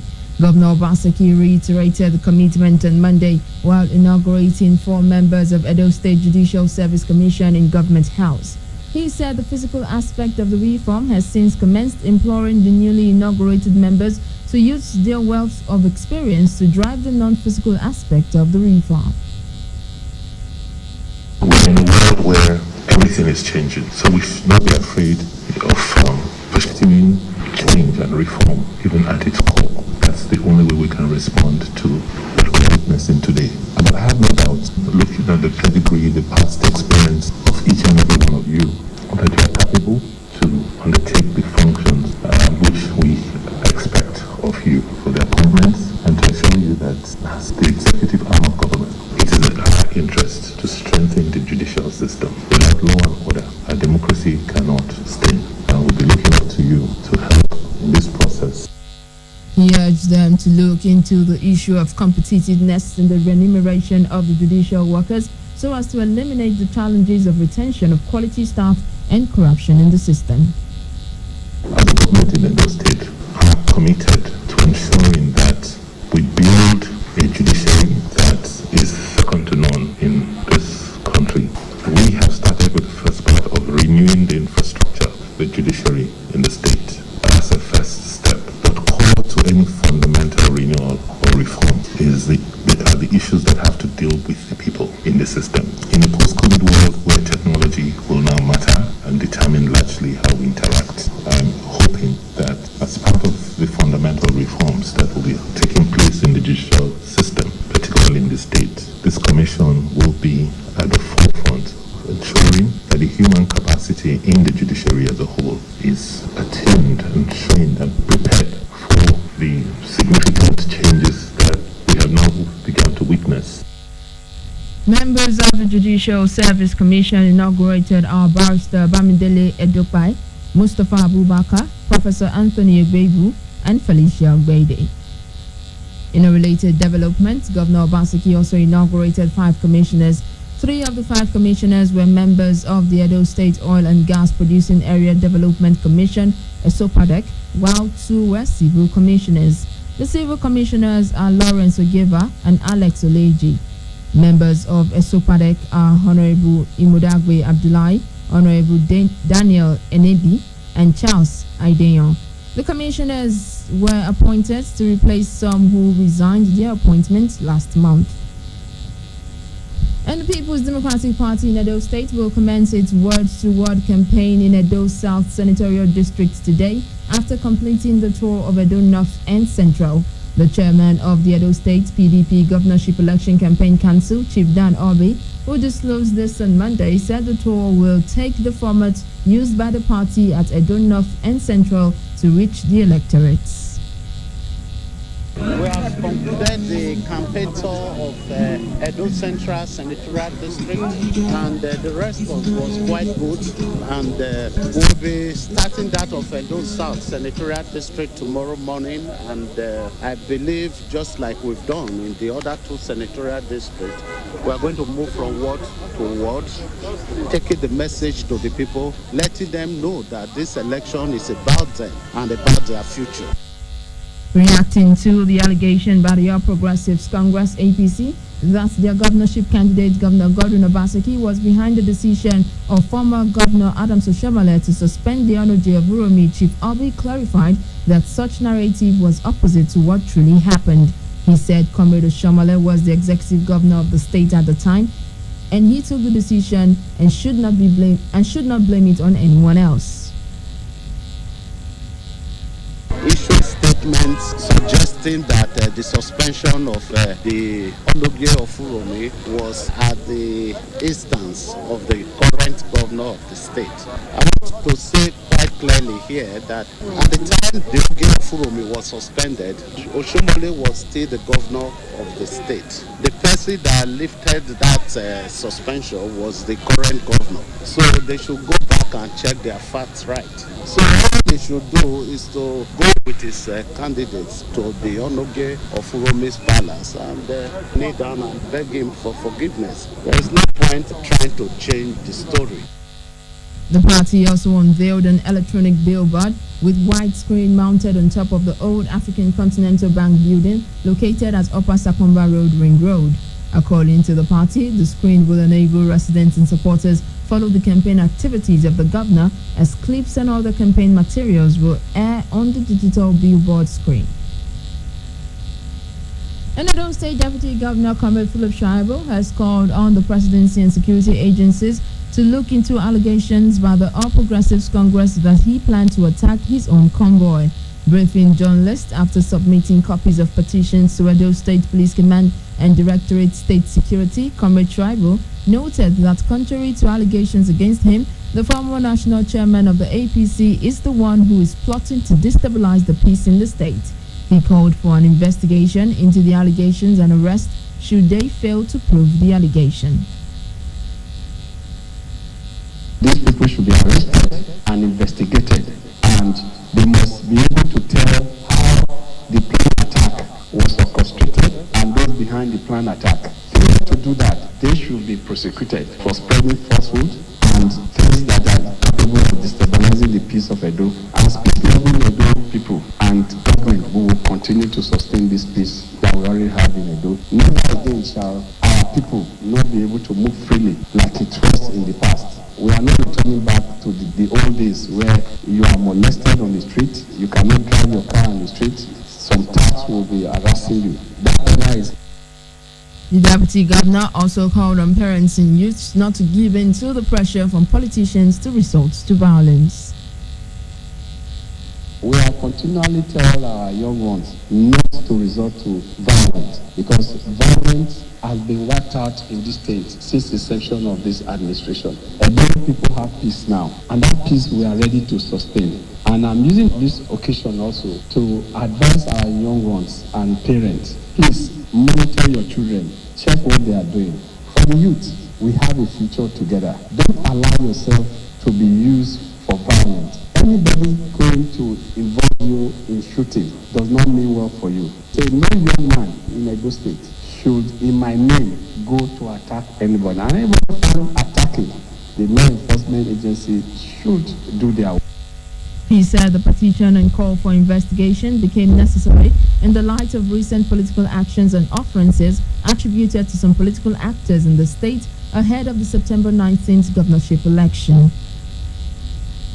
Edo State High Court sitting in Benin City presided over by a vacation judge on Monday, remanded in police custody 7 persons that were rounded up by the police for allegedly in possession of firearms during the recent crisis that engulfed the State House of Assembly. It occurred when 17 factional lawmakers were accused of attempting to invade the House. The suspects were arrested on August the 6th within the premises of the Edo Assembly Complex with 5 double-barrel long guns, 2 single-barrel long guns, and 10 live cartridges. The presiding judge, Justice F.A. Pomoba, ordered that the suspects be remanded in police custody till 3rd of September. Barrister Matthias Obayuwana told the court that there was an enrollment order directed by IG, adding that suspects were bided to have appeared in court on Tuesday, August the 25th for hearing and not Monday. Obayuwana said he was shocked that the prosecuting counsel brought the suspects to court, but the prosecutor said he was not aware of such order. Justice Nkwamba, however, adjourned the sitting to August 25th for originating motion with respect to enforcement of fundamental human rights. And KFM News continues right after this break. Do stay with us.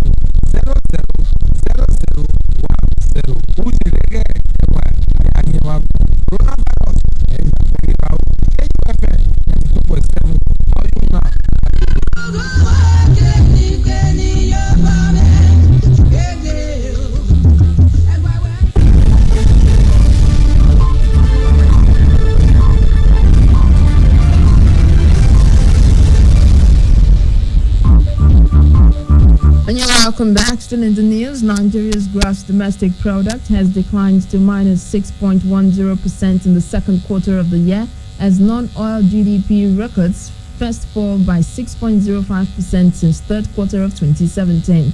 In its GDP report for second quarter of 2020 released yesterday, the National Bureau of Statistics said that the decline in the GDP was largely attributable to significantly lower levels of both domestic and international economic activity during the quarter, which resulted from the nationwide shutdown. According to the Bureau, year-on-year, GDP fell by 8.22% points in second quarter from 2.12% recorded in second quarter in 2019. NBS noted that the oil sector and non-oil sector contributed 8.93% and 91.07% respectively to real GDP during the quarter, as only 13 activities recorded positive real growth compared to 30 in the preceding quarter.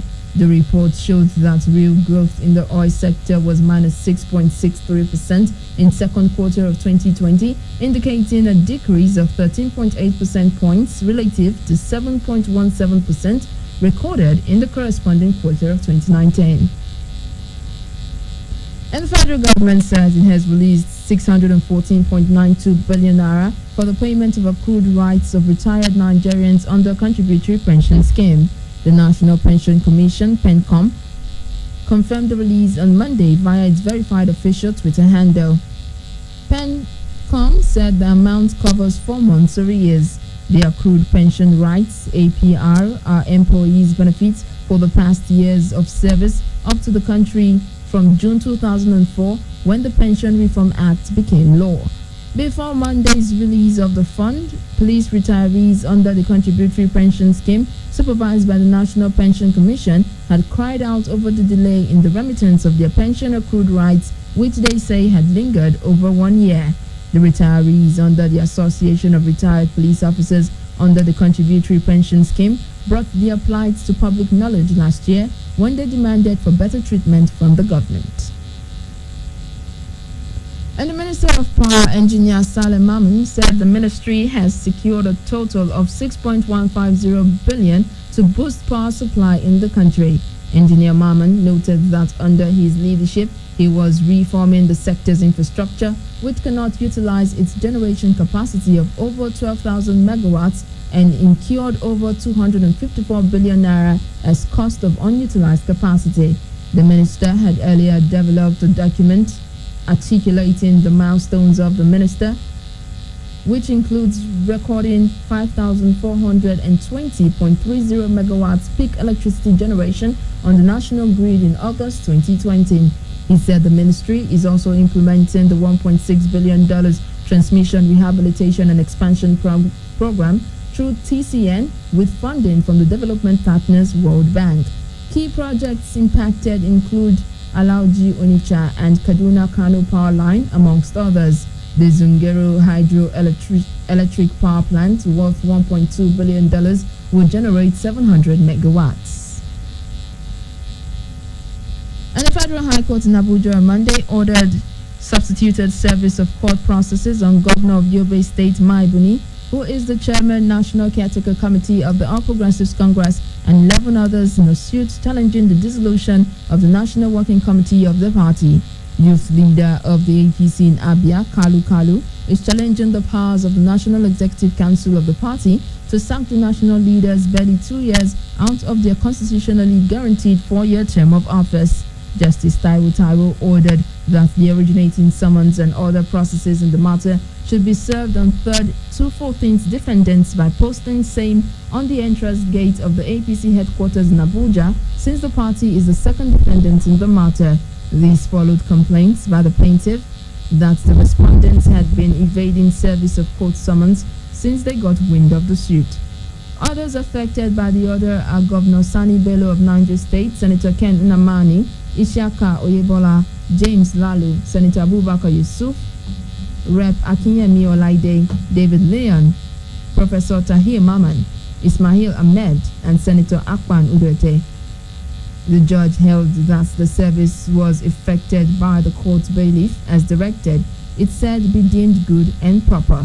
Justice Taiwo adjourned the matter till September 4th for hearing. And the federal government on Monday began the evacuation of about 241 Nigerians who had been trapped in China. The president of Nigerians in Diaspora Organization East China, Elijah Odi, stated this in a short message in Abuja.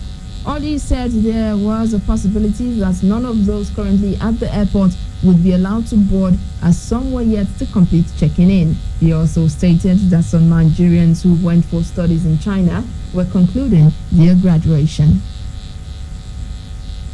Elsewhere, the Director General and CEO of Nigerian Maritime Administration and Safety Agency NIMASA, Dr. Bashir Jamo, has commended the Nigerian Navy for the successful enforcement of the new anti-piracy law in the country. This was disclosed by Navy Director of Information Commodore Suleiman Dahu in a statement in Abuja on Monday. Jamo noted that the Navy had exhibited a high level of professionalism and expertise in collaboration with NIMASA, especially in the enforcement of the Nigeria Suppression of Piracy and Other Maritime Offences Act 2019. He further appreciated the service for keeping its traditions and ensuring safer maritime boundaries and internal waters to the benefit of the country and the international community. And the Senate of the University of Lagos has elected Professor Folashade Ogunshola as acting Vice Chancellor.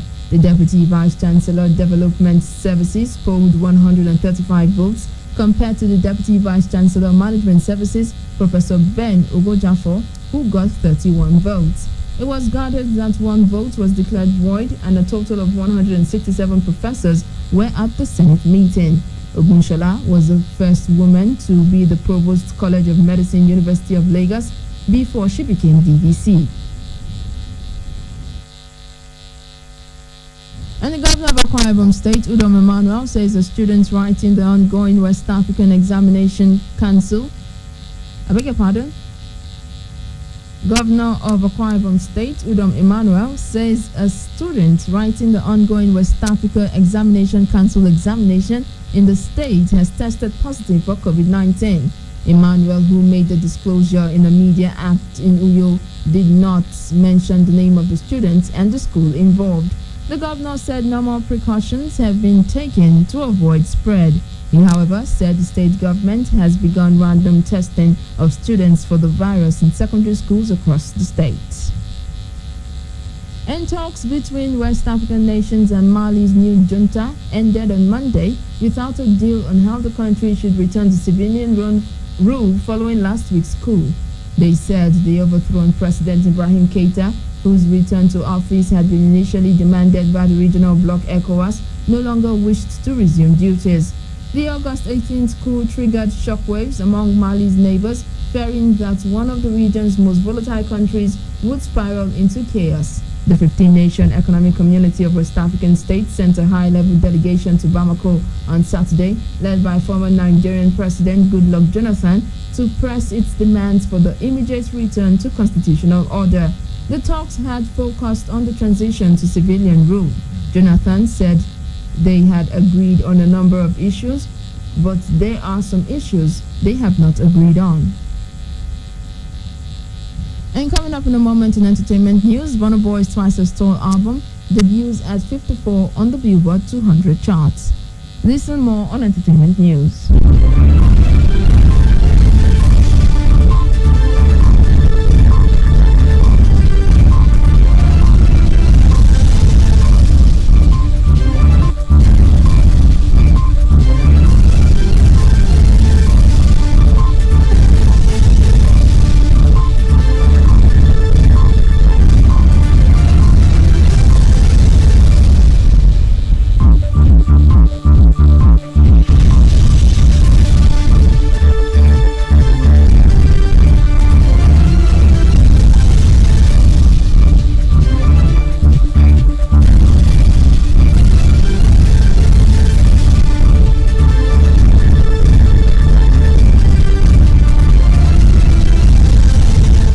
News break on KU 92.7 FM Benin City. Some entertainment stories. Big Brother Naija housemate Ozo has emerged this week's head of house. He emerged winner of the head of house games after beating 13 other housemates at the arena. Ozo picked Nengi as his deputy, and when Big Brother asked for a second and third choice, should Nengi decline, he picked Dorothy and V. Both are immune from this Sunday's eviction and would enjoy the head of house lounge. They also chose V and Neo as their guests at the lounge. A Nigerian singer Burna Boy's new album, Twice as Tall, has debuted at number 54 on the Billboard 200 chart. The announcement came via the verified account of the Billboard charts, which tracks sales and streams of albums within the American enclave. This is a new achievement for Burna Boy after African Giant peaked at number 104 on the same charts. This also marks a new peak for any Nigerian album on America's major album chart presence. 3 years ago, Wizkid's Sounds from the Other Side peaked at number 107 on the chart, while King Sunny Ade in 1983 peaked at number 111 on the Billboard 200 with his album Juju Music. And that's it from entertainment. In some sports stories, legendary Brazilian superstar Ronaldinho has been released alongside his elder brother by a Paraguayan judge after spending 5 months in detention over a forged passport. This and more on our sports decks.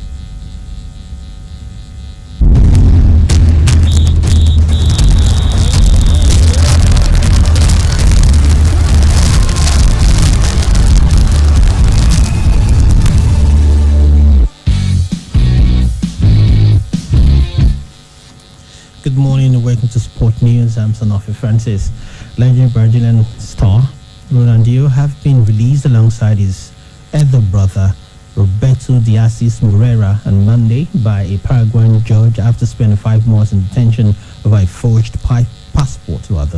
According to Judge Gustavo Amarela, the 40-year-old former World Cup winner is free to travel to whatever country in the world he wants to, but must inform Paraguay if he changes his permanent residence for a period of 1 year. Judge Amirala stressed that he was not issuing a definitive dismissal of the case, but rather that Ronaldinho was benefiting from a conditional suspension of procedure.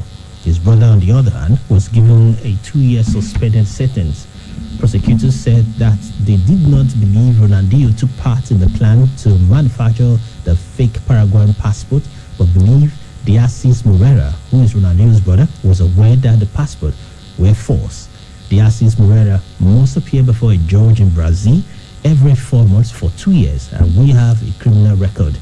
Before Monday's trial, the public prosecutor said that Ronaldinho displayed no personal characteristics or criminal behavior that would put society at risk. Ronaldinho and his brother arrived in Paraguay on 4th March with the former Barcelona star due to take part in an event in support of disadvantaged children. However, 2 days later, the pair were taken into police custody when investigators raided their hotel following the discovery they had fake documents. Before the judge announced his decision, the defense issued a statement insisting on the innocence of both brothers. Some 18 people have already been arrested in connection with the case, most of them immigration officers and police officers as well. Elsewhere, Serena Williams overcame a scare against Dutch qualifier Astesta Rods to reach the Western and Southern Open third round in New York. American Williams topped Rods 7 out the match at 6-5 before winning 7-6, 6-3, 7-6 in almost 3 hours. Two-time champion Williams will face Greek's 13th seed Maria Sakkari in the third round. Elsewhere, 4th seed Naomi Osaka of Japan beat Karolina Muchova 6-7, 6-4, 6-2. The world number 10 was playing her first match since the WTA resumed after it was suspended because of the coronavirus pandemic. Osaka will face 16th seed Ukrainian Diana Yarenska in the round 3. And that's it from sports. I'm Sanofi Francis. Back to you, Maya. And that's the news, but before we go, a quick recap of the headlines.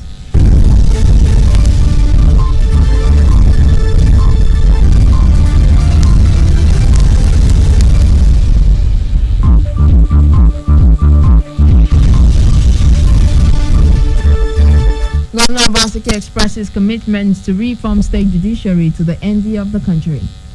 And court remands 7 suspected thugs over possession of firearms in Edo State. While candidates test positive for COVID-19 in Akwa Ibom.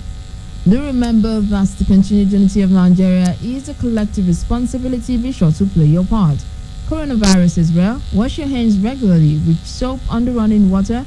Use your face masks while in public places and stay safe. KUFM's news break was produced by Blessing Asekume. I am Omoye Ogbede saying thanks for listening. Good morning.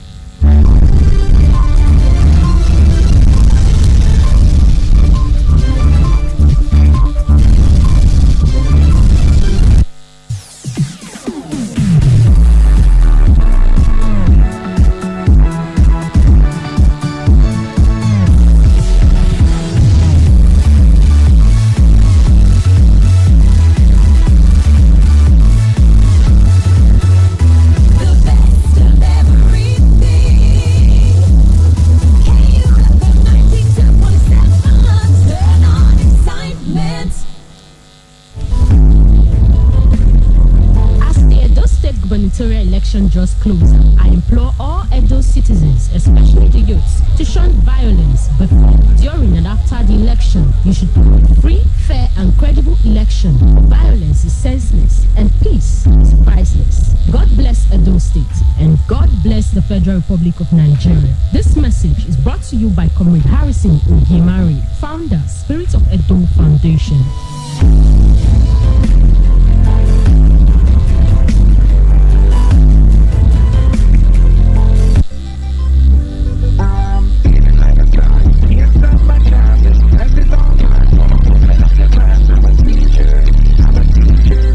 Deserves to be the Inspirational Teacher of the Year at this year's Okonofwa Teachers Awards? You get to decide. Nominate the teacher you feel has inspired